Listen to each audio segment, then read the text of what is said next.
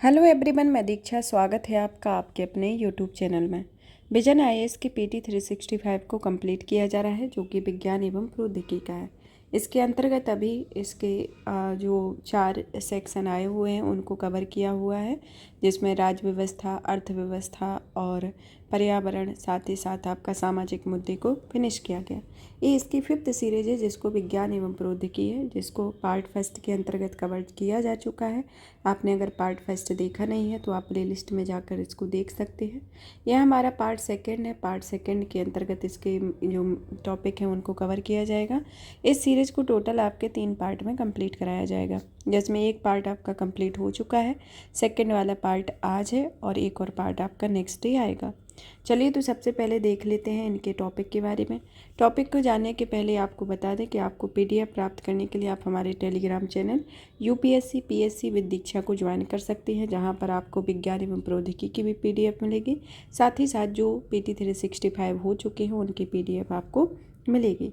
चलिए तो शुरू करते हैं। शुरू करने के पहले टॉपिक के बारे में देख लेते हैं कि आज का टॉपिक कौन है।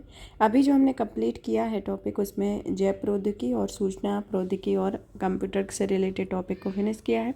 आज भी 2 टॉपिक को कवर करेंगे, जिसमें स्पेस टेक्नोलॉजी के साथ साथ स्वास्थ्य के बारे में कवर किया जाएगा। चलिए तो स्पेस टेक्नोलॉजी के अंतर्गत कौन कौन से टॉपिक हैं ये देख लेते हैं। जैसे चंद्रयान 3 की सॉफ्ट लैंडिंग, टाइटल लॉकिंग और Aditya 11 Gaganyaan mission, navigation with the Indian consultation, gravitational wave स्पा गुरुत्वीय तरंगें, लीगो इंडिया परियोजना, ब्लैक होल और टाइम डायलेशन, डार्क मैटर का मानचित्रण, James Webb space telescope, neutrino कण के बारे में। फिर आता है Jupiter icy moons explorer mission, क्षुद्र ग्रह, बाह्य अंतरिक्ष से संबंधित वैश्विक व्यवस्था अर्थात आउटर स्पेस गवर्नेंस। सुर्खियों में रही मुख्य अवधारणाएं जैसे कि Goldilocks zone, exoplanet, fast radio burst, gamma ray western और अर्ध चंद्रमा, जीरो शैडो डे, ब्लेजर। अन्य महत्वपूर्ण सुर्खियों के अंतर्गत आता है जैसे इलेक्ट्रोमैग्नेटिक, आयरन साइक्लोट्रॉन तरंगें, उपग्रह आधारित संचार, फ्लेमिंगो परियोजना। फिर आता है फीस्ट के बारे में, जो finite element analysis of structure है, बेटे ल्यूज के बारे में, नियर स्पेस के बारे में। अब आता है स्वास्थ्य के संदर्भ में कौन कौन से टॉपिक रहेंगे, जैसे कि ब्रेन कंप्यूटर इंटरफेस, रोगाणुरोधी प्रतिरोध, गैर संचारी रोग, ट्यूबरकुलोसिस, सिकल सेल डिसीज, दुर्लभ रोग, फिक्स डोज कॉम्बिनेशन दवाएं, जेनरिक ड्रग या दवाएं, रोगों का अंतर्राष्ट्रीय वर्गीकरण, food fortification, trans fat, non sugar sweeteners, codex मेडिटेरियस कमीशन, अंग और ऊतक प्रत्यारोपण, ई सिगरेट के बारे में। उभरते खतरे के लिए तैयारी और लचीलापन पहल। सुर्खियों में रहे रोग, वायरल रोग, chikungunya, Zika virus, swine flu strain या H1N2 के बारे में।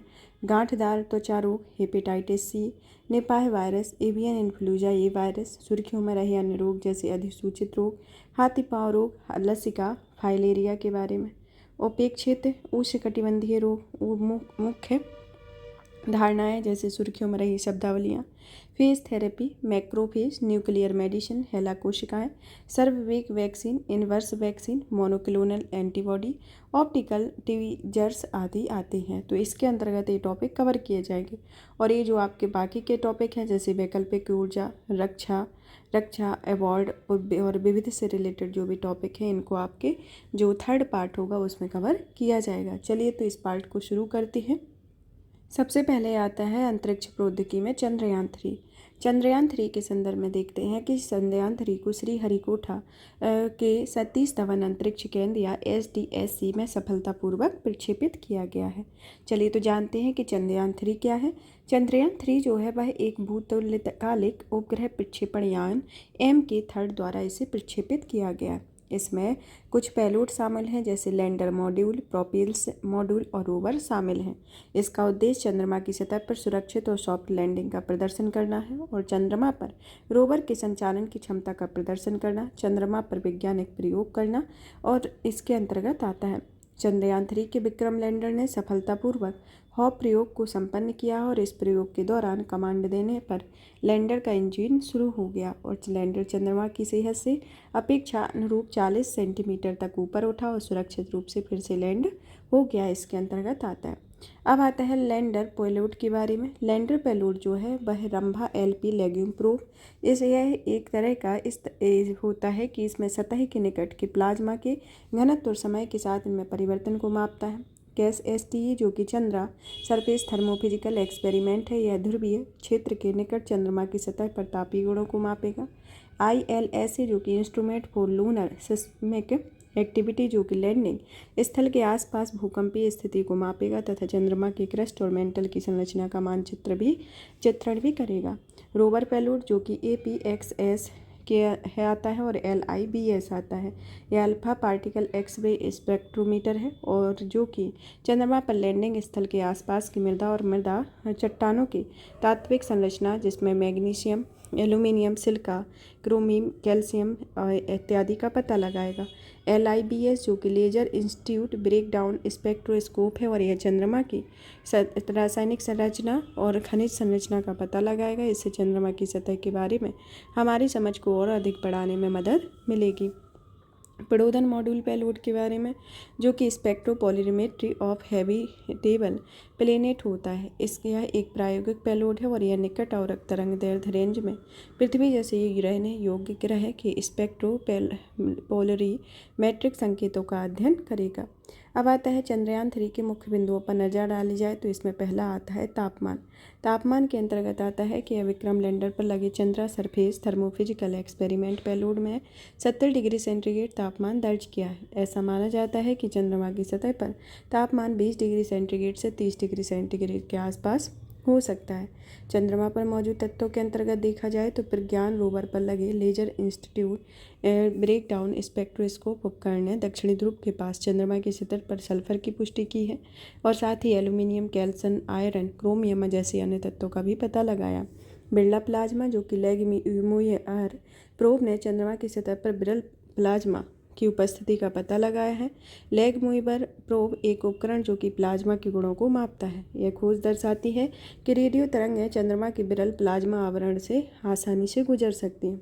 प्राकृतिक भूकंपीय गतिविधि के अंतर्गत यह instrument for lunar seismic activity payload के आंकड़े चंद्रमा पर भूकंप की संभावना का संकेत देते हैं, लेकिन इसकी सटीक प्रकृति भी अभी जांच चल रही है। क्रेटर जो कि चंद्रयान 3 के रोवर में चंद्रमा की सतह पर 4 मीटर व्यास वाले क्रेटर की खोज की गई है। चंद्रमा की मिट्टी पर इसमें प्रज्ञान रोवर और अपने पहिए पर उभरे राष्ट्रीय प्रतीक और इसरो के लोगों की स्पष्ट छाप नहीं छोड़ सकता है। इससे पता चलता है कि चंद्रमा की सतह पर ढीली धूल युक्त नहीं है बल्कि चिपचिपी और गांठदार होती है। चंद्रमा की मिट्टी जो कि रेगोलिथ की एक मोटी परत संपूर्ण चंद्रमा की सतह को कवर करती है और यह परत खंडित एवं असंगठित चट्टान से सामग्री से बनी होती है। इस संबंधित घटनाक्रम को देखा जाए तो इसरो चंद्रयान 3 के प्रोपल्स मॉड्यूल को चंद्रमा की कक्षा में पृथ्वी की कक्षा में सफलतापूर्वक वापस लाया है। यह चंद्रमा की कक्षा से किसी ऑब्जेक्ट को वापस लाने का पहला मामला है। साथ ही इसे पहली बार किसी अन्य खगोलीय पिंड के चारों ओर गुरुत्वाकर्षण की सहायता से फ्लाईबाई का प्रदर्शन किया गया है। भारत के पिछले चंद्र मिशन के बारे में देखा जाए तो पहला चंद्र मिशन 2008 में प्रक्षेपित किया गया था और दूसरा चंद्र मिशन को 2009 में 19 में प्रक्षेपित किया गया। तो इसका 2008 में जो चंद्र मिशन चंद्रयान फर्स्ट को प्रक्षेपित किया गया था उसका उद्देश्य पृथ्वी से दिखने तथा ना दिखने वाले चंद्रमा के भाग का त्रिआयामी एटलस तैयार करना है। और इसके महत्वपूर्ण निष्कर्ष के तौर पर देखा जाए तो यह अल्प मात्रा में वाष्प के रूप में जल का पता लगाना है और चंद्रमा के उत्तरी ध्रुवीय क्षेत्र में हिम के रूप में जल का भी पता लगाया है। पृथ्वी से उच्च ऊर्जा वाले इलेक्ट्रॉन चंद्रमा पर पानी बना सकते हो। महासागरीय मैग्मा परिकल्पना की पुष्टि करता है। कमजोर सौर ज्वालाओं के दौरान एक्स रे सिग्नल का पता लगाया गया और नई स्पिनेल समृद्ध सेलों का पता लगाया गया है। और चंद्रयान 2 में क्या हुआ है? चंद्रयान 2 का जो उद्देश्य था वह चंद्रमा पर सॉफ्ट लैंडर और रोवर के माध्यम से चंद्रमा की सतह का अध्ययन करके चंद्रयान फर्स्ट में वैज्ञानिक उद्देश्यों की प्रगति करना है। हाइड्रोसिल रेडिकल और जल के अणु का अलग अलग पता लगाया और दोनों के बारे में विशिष्ट विशेषताएं भी पाई गई हैं। चंद्रमा की सतह पर सभी अक्षांशों पर जल की मौजूदगी के साक्ष्य पता लगाए गए हैं और चंद्रमा के बाह्यमंडल में आर्गन 14 की मौजूदगी की पुष्टि की गई है। चंद्रमा की सतह पर कुछ गौण तत्व जिसमें क्रोमियम और मैग्नीज का पता लगाया गया और सौर ज्वालाओं के बारे में इसमें जानकारी एकत्रित की गई है, इसके अंतर्गत आता है। हालिया चंद्र मिशन और योजनागत मिशन के बारे में, जिसमें पहला आता है साउथ कोरिया। साउथ कोरिया का दनूरी मिशन। यह मिशन ऑर्बिटर चंद्रमा का अध्ययन करेगा और इसे 2022 में लॉन्च किया गया। जापान का हाकुतो आर मिशन, जो कि यूएई के रोवर और जापान के पेलोड के साथ लैंडर की क्रैश लैंडिंग हुई है, इसको 2022 में लॉन्च किया गया। रूस का लोना 25, जो कि चंद्रमा के दक्षिणी ध्रुव से नमूने एकत्रित करेगा, इसे 2023 में लॉन्च किया गया। यूएसए ऑर्टेमिस सेकंड, जो कि चंद्रमा पर क्रू मिशन है, इसे 2025 में लॉन्च किया गया। इजराइल बेरेसीट 2, जो कि इस मिशन को 2 लैंडर ऑर्बिटर के साथ चंद्रमा पर लैंडिंग करना किया गया और इसे 2025 तक लॉन्च किया गया है। लूनर पोलर एक्सप्लोरेशन या जाक्सा या इसरो का एक संयुक्त मिशन है। अब आता है चंद्रयान 3 की सॉफ्ट लैंडिंग के बारे में, कि चंद्रयान 3 के लैंडर में चंद्रमा के दक्षिणी ध्रुव पर सफलतापूर्वक सॉफ्ट लैंडिंग की है। इससे संबंधित तथ्यों को देखा जाए तो चंद्रयान 3 लैंडर में विक्रम ने जिस स्थान पर सॉफ्ट लैंडिंग की है उसका नाम शिव शक्ति पॉइंट रखा गया है। यह स्थान 2019 में चंद्रयान 2 का लैंडर चंद्रमा की सतह पर लैंड करते हुए दुर्घटनाग्रस्त हुआ था और उसका नाम जो था वह तिरंगा पॉइंट रखा गया था। चंद्रयान 3 का लैंडर चंद्रमा की सतह पर 23 अगस्त को उतरा था और इस दिन राष्ट्रीय अंतरिक्ष दिवस के रूप में इसे मनाया जाता है। चंद्रयान 3 की सफलता के बाद यह चंद्रमा के दक्षिणी ध्रुव के पास सॉफ्ट लैंडिंग करने वाला दुनिया का पहला मिशन बन गया है। सॉफ्ट लैंडिंग बनाम हार्ड लैंडिंग क्या है? सॉफ्ट लैंडिंग में यान नियंत्रित गति से नीचे आता है, जिनमें यान की सुरक्षित और क्रमिक लैंडिंग सुनिश्चित होती है। चालक दल वाले मिशनों में सॉफ्ट लैंडिंग अनिवार्य हो जाती है, क्योंकि इसके बाद भी साइंटिफिक मेजरमेंट को और परीक्षण कर सकेंगे। हार्ड लैंडिंग या क्रैश लैंडिंग में यान तेजी से नीचे आता है और इस लैंडिंग के अन्य उद्देश्य में होते हैं कि जब यान मिशन पहले ही पूरा हो चुका है, जैसा कि हवाई सर्वेक्षण जैसे उदाहरणों को देखा जाता है। सॉफ्ट लैंडिंग की प्रक्रिया को देखा जाए तो इसमें ये सबसे पहले होता है कि इसके ऊंचाई पर 100 मीटर पर रफ ब्रेकिंग चरण होता है, जो कि प्रोडूडन मॉड्यूल से लैंडर मॉड्यूल अलग हो जाता है और इस समय गति में 6000 किलोमीटर प्रति घंटे से अधिक होती है। डीबूस्टिंग चरण होता है और लैंडर मॉड्यूल सॉफ्ट लैंडिंग के लिए चंद्रमा की निचली कक्षा में प्रवेश करता है। जब 30 किलोमीटर ऊंचाई बचती है तब एल्टीट्यूड होल्ड चरण होता है। इसमें थ्रस्टर का उपयोग करके विक्रम लैंडर अपनी गति को और कम करता है और जब 100 मीटर की गति बचती है तब उसे फाइन ब्रेकिंग चरण कहा जाता है, जो कि विक्रम बाधाओं को स्कैन करने के लिए सतह के ऊपर मंडराता है। फिर आता है टच डाउन, जो कि टर्मिनल डिसेंट, जो कि नियत गति से नीचे की ओर आता है। तो यह प्रक्रिया इस तरीके से चलती है। तो आपका जब 100 किलोमीटर की दूरी पर होता है सिर्फ ब्रेकिंग चरण होता है, 30 किलोमीटर पर एल्टीट्यूड होल्ड चरण, 100 मीटर पर फाइन ब्रेकिंग चरण होता है। तो यह सॉफ्ट लैंडिंग की एक प्रक्रिया होती है, जो कि इस तरीके से दिखाई गई है। अब आता है कि चंद्रयान 3 को सफलता के बाद यह चंद्रमा के दक्षिणी ध्रुव के पास सॉफ्ट लैंडिंग करने वाला दुनिया का पहला देश बन गया है और संयुक्त राज्य अमेरिका, रूस, चीन के बाद भारत चंद्रमा पर सॉफ्ट लैंडिंग करने वाला चौथा देश भी बन गया है। हाल ही में जापान चंद्रमा पर अपना स्मार्ट लैंडर 4 इन्वेस्टिगेटिंग मून उतारने वाला 5वां देश भी बन गया है। सॉफ्ट लैंडिंग करने में समक्ष चुनौतियों के बारे में, जिसमें पहला आता है दुर्गम भूभाग का होना, कि यह लैंडिंग साइट के आसपास के इलाकों में अप्रत्याशित और अचानक आने वाले बदलावों के कारण ऊंचाई को मापने वाले सेंसर से गलती या सॉफ्टवेयर संबंधी गड़बड़ियां होने की संभावना व्यक्त की गई है।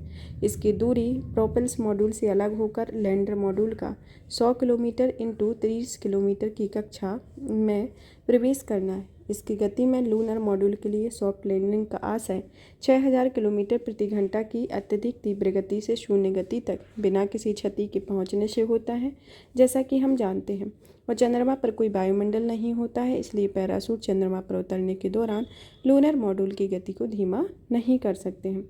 लूनर डस्ट, जो कि चंद्रमा की धूल होती है, इसके कारण होता है कि कैमरे के लेंस साफ और स्पष्ट फोटो नहीं ले पाए और गलत रीडिंग देखने को मिल सकती है। इन चुनौतियों के निपटने के लिए कुछ चंद्रयान 3 के लिए क्या क्या योजनाएं बनाई गई हैं। पहली तो आती है बड़ी लैंडिंग साइट के बारे में। लैंडिंग का क्षेत्र पहले से 500 मीटर इंटू 500 मीटर से बढ़ाकर 4 किलोमीटर इंटू 2.5 किलोमीटर कर दिया गया। दूसरा आता है लैंडिंग के वेग या वेलोसिटी में वृद्धि करके, जो कि 2 मीटर प्रति सेकंड से इसे बढ़ाकर 3.2 मीटर प्रति सेकंड कर दिया गया। इसका मतलब है कि लैंडर मॉड्यूल चंद्रमा की सतह पर 3 मीटर प्रति सेकंड की गति से उतरने पर दुर्घटनाग्रस्त नहीं होता है। बेहतर थ्रस्टर्स, जो कि चंद्रयान-2 के लैंडर मॉड्यूल में 5 थ्रस्टर्स लगे थे। इस मिशन के लैंडर मॉड्यूल में केवल 4 थ्रस्टर हैं, जिनके संतुलन बनाए रखना आसान हो जाता है। अन्य सुधारों के संदर्भ में देखा जाए तो इसरो ने इसमें बड़े सौर पैनल लगाए हुए हैं और कठोर परीक्षण और इनकी ईंधन वहन क्षमता भी बढ़ाई गई है। इससे लेजर डॉपलर वेलोसिटी मीटर लगाया गया है और सॉफ्ट लैंडिंग सीक्वेंसिंग में सुधार किया गया है। इसमें चंद्रमा में ये नॉर्थ पोल है, ये साउथ पोल है। जहाँ पर आपकी चंद्रयान-3 की लैंडिंग साइट है, ये साउथ पोल पर, और यह विश्व का पहला देश बन गया है जिसने चंद्रयान-3 जो कि साउथ पोल पर इसने सॉफ्ट लैंडिंग की हुई है। और ये आपका कोपरनिकस क्रेटर है, यहाँ पर टाइको क्रेटर, ये इक्वेटर बीच में आता है, और ये सी ऑफ ट्रिनिटी सेरेनिटी के संदर्भ में ये आता है। तो इसकी अवस्थिति को दिखाया गया है। अब आता है लैंडिंग साइट के लिए आखिर दक्षिणी ध्रुव का चुनाव क्यों किया गया। क्योंकि इसके पीछे का रीजन है कि इस क्षेत्र में अरबों वर्षों से कुछ क्रेटर्स और सूर्य का प्रकाश नहीं पड़ा है।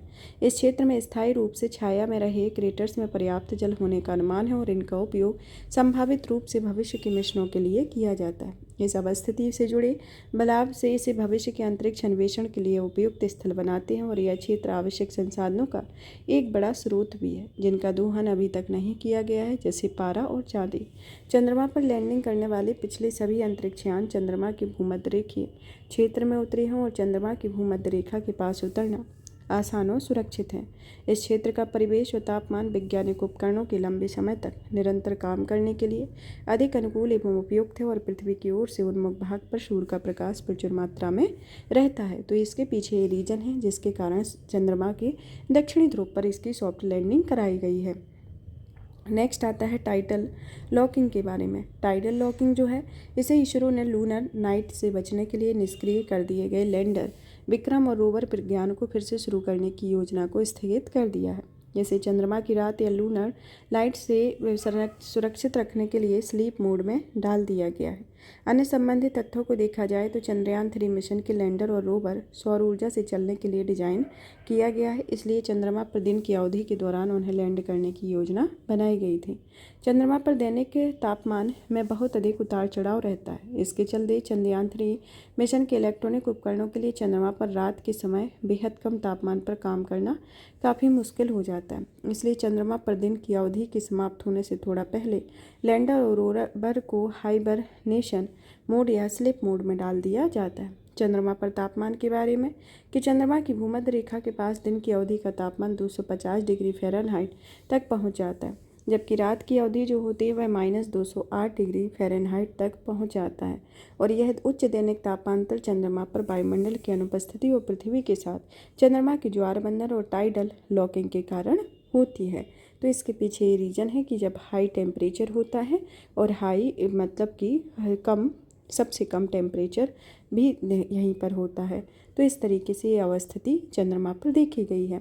टाइडल लॉकिंग के में देखा जाए तो टाइडल लॉकिंग चंद्रमा द्वारा अपनी ध्रुवीय पर घूर्णन करने वाले लगा समय होता है और यह पृथ्वी की परिक्रमा करने में लगे समय के दोनों के बराबर होता है।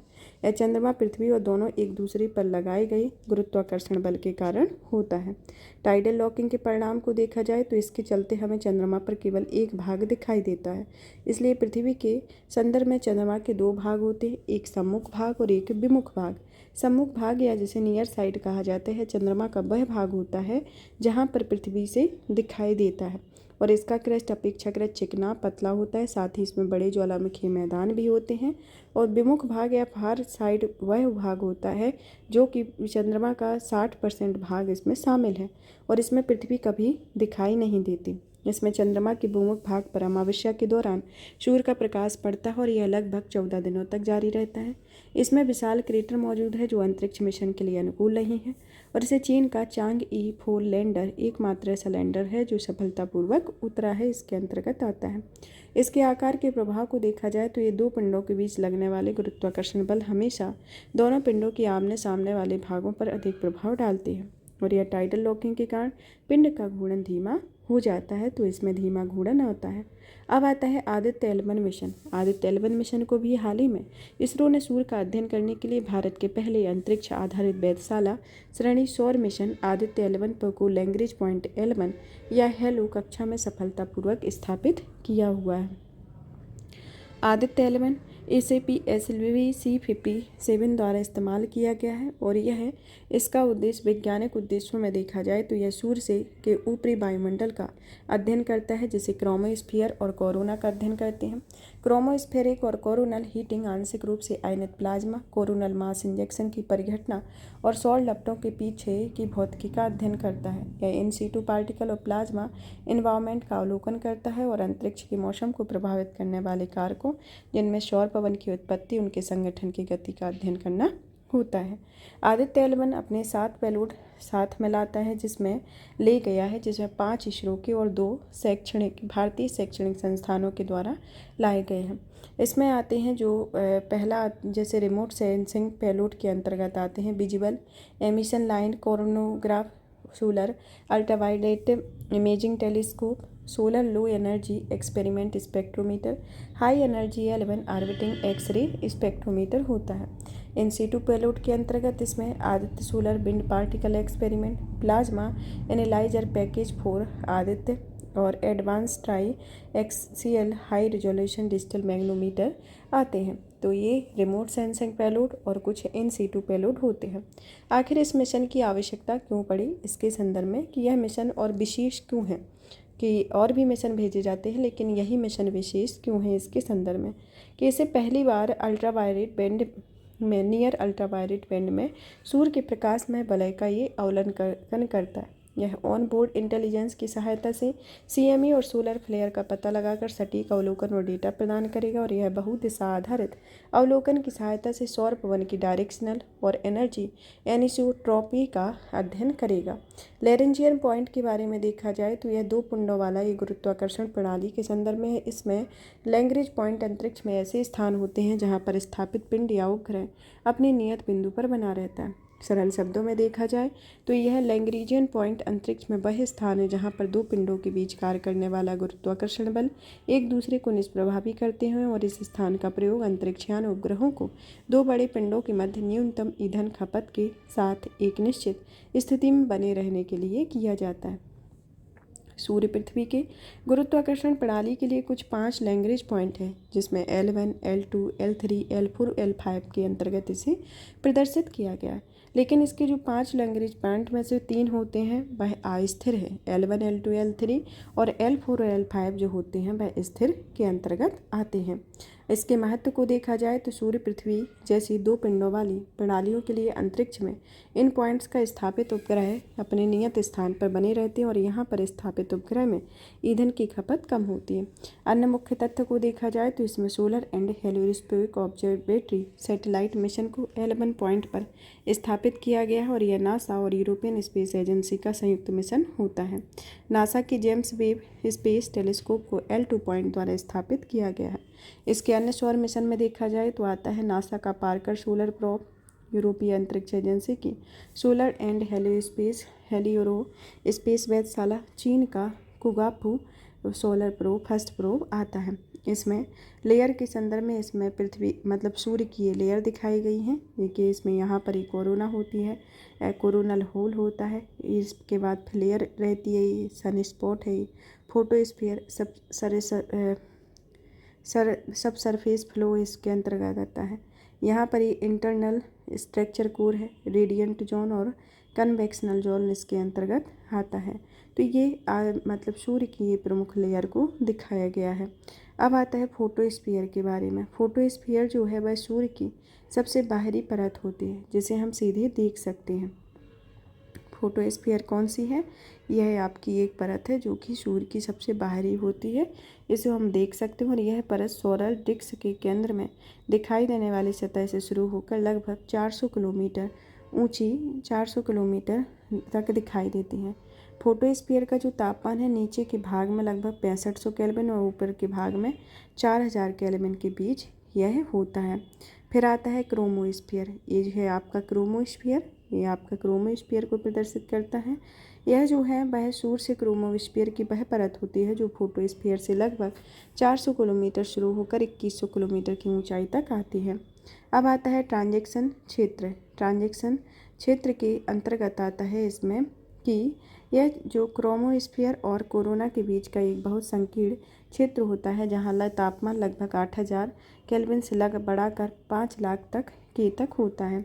कोरोनल होल, जो कि कोरोनल होल ऐसे क्षेत्र होते हैं जो अत्यधिक पराबैंगनी और कम एक्सरे सौर छवियों की सौर कोरोना में काले धब्बे के रूप में दिखाई देते हैं। सन स्पॉट, जो कि ये कोरोनल होल की तरह सूर्य के डिस्क में बाकी हिस्सों की तुलना में अधिक गहरे और ठंडे होते हैं और यह सूर्य के वायुमंडल के निचली परत क्रोमोस्फीयर में बनते हैं। सोलर प्रोमिनेंस, जो कि यह सूर्य की सतह से बाहर निकलने वाली एक विशाल चमकदार संरचना होती है। ये सूर्य के द्रव्यमान बाहरी परत फोटोस्फीयर में बनती है और यह पृथ्वी फिर सूर्य के गर्म बाहरी वातावरण कोरोना की ओर से बाहर निकलती है। सौर ज्वालाएँ, यह सौर ज्वालाएँ सूर्य पर होने वाले विशाल विस्फोट हैं जिनमें ऊर्जा, प्रकाश और उच्च गति वाले कण अंतरिक्ष में मुक्त होते हैं, इसके अंतर्गत आता है। अब आता है संबंधित घटनाक्रम, जिसमें सौर पवन जो है वह सोलर ऑर्बिटल या यूरोपीय अंतरिक्ष एजेंसी और नासा का एक संयुक्त मिशन है। इस मिशन में आवेशित कणों के कई अपेक्षाकृत छोटे जेट्स का पता लगाया गया है जिसे पिको फ्लेयर जेट्स कहा जाता है। वैज्ञानिकों का अनुमान है कि ये जेट्स सौर पवन की निरंतरता के प्रमुख स्रोत हो सकते हैं। पिको फ्लेयर जेट्स कोरोना की संरचनाओं से रुक रुक कर उत्सर्जित होते हैं और इन संरचनाओं को कोरोना होल्स कहा जाता है, जहाँ से सूर्य का चुंबकीय क्षेत्र सूर्य की सतह में वापस आने की बजाय अंतरिक्ष में फैल जाता है। सौर पवन सूर्य की बाहर की ओर लगातार प्रवाहित होता है और इनमें मुख्य रूप से प्रोटॉन और इलेक्ट्रॉन मौजूद होते हैं और ये प्लाज्मा की अवस्था में होते हैं। पृथ्वी पर चुंबक मंडल सौर पवनों द्वारा लाई गई अधिकतर सौर गतिविधियों को वापस मोड़ देता है। अब आता है कि गगनयान मिशन के बारे में। गगनयान मिशन जो है, हाल ही में गगनयान मिशन के लिए अंतरिक्ष यात्रियों के नामों की घोषणा की गई है। गगनयान का पहला flight test vehicle abort mission first भी सफलतापूर्वक लॉन्च किया गया है। इस फ्लाइट में ऐसे ट्रांजेक्टरी के दौरान निरस्त स्थिति का अनुकरण किया है। TBD-1 एकल चरण वाला व तरल ईंधन से चलने वाला एक रॉकेट होता है। गगनयान मिशन के बारे में। गगनयान मिशन परियोजना का उद्देश्य मानवयुक्त अंतरिक्ष उड़ान क्षमता का प्रदर्शन करना है और इस मिशन के तहत 3 सदस्य के चालक दल को 400 किलोमीटर की ऊंचाई पर स्थित कक्षा में भेजा जाएगा। इस मिशन की अवधि 3 दिन है। गगनयान मिशन को LVM-3 में प्रक्षेपित किया जाएगा। इसमें ठोस चरण, तरल चरण और क्रायोजेनिक चरण वाले इंजन होते हैं। गगनयान राष्ट्रीय सलाहकार परिषद द्वारा बनाई गई है, इसके अंतर्गत आता है। गगनयान कार्यक्रम की स्थिति को देखा जाए तो यह सभी प्रणालियों और उपप्रणालियों का डिजाइन पूरा हो चुका है। मानोरेटेड L110G विकास इंजन का सफलतापूर्वक परीक्षण किया गया और विकास विक्रम अम्बाबाई लाल साराभाई इंजन तरल ईंधन वाले रॉकेट इंजन की एक श्रेणी होती है और इसमें सर्विस मॉड्यूल प्रोपेल सिस्टम सफलतापूर्वक परीक्षण पूरा किया गया और इसके बाद इस रोबोट एक व्योम मित्र के साथ परीक्षण उड़ान आयोजित करेगा। अब संबंधित घटनाक्रम को देखा जाए तो CE-20 या क्रायोजेनिक इंजन के बारे में। यह गगनयान मिशन में इस्तेमाल होने वाला CE-20 क्रायोजेनिक इंजन का सफलतापूर्वक परीक्षण किया गया है। इस इंजन को क्रायोजेनिक इंजन क्रायोजेनिक तापमान पर ईंधन का उपयोग करते हैं जो कि ठोस और तरल प्रणोदक इंजनों की तुलना में अधिक शक्तिशाली होता है। नेविगेशन विथ इंडियन कंसल्टेशन के बारे में। Navigation with the Indian consultation के लिए प्रयोग किए जाने वाले चिपसेट का निर्माण पहली बार कोई भारतीय कंपनी भारत में ही कर रही है। यह विज्ञान एवं प्रौद्योगिकी तथा इलेक्ट्रॉनिक एवं सूचना प्रौद्योगिकी मंत्रालय द्वारा समर्थित है। ये चिपसेट किसी नेविगेटेड गैजेट्स को नाविक के अनुकूल बनाने के लिए आवश्यक है। इसके अलावा इसरो या ने अगली पीढ़ी के नेविगेशन उपग्रह NBS-01 को प्रक्षेपित किया है। NBS-01 नाविक सेवाओं के लिए प्रक्षेपित भारत की दूसरी पीढ़ी के उपग्रहों में से पहला है। GPS की तुलना में नाविक के लाभ को देखा जाए तो ये अपने स्पेक्ट्रम के दोहरे फ्रिक्वेंसी बैंड के कारण 10 मीटर की बेहतर पोजीशनिंग सटीकता प्रदान करता है। इसके विपरीत GPS की पोजीशनिंग सटीकता 20 मीटर है। GPS के विपरीत नाविक उपग्रह पृथ्वी से सतह के ऊपर काफ़ी ऊपर है और इस कारण हिमालय के पहाड़ों और स्थलीय सतहों पर सिग्नल में कम रुकावटें पैदा होती हैं, इसके अंतर्गत आता है।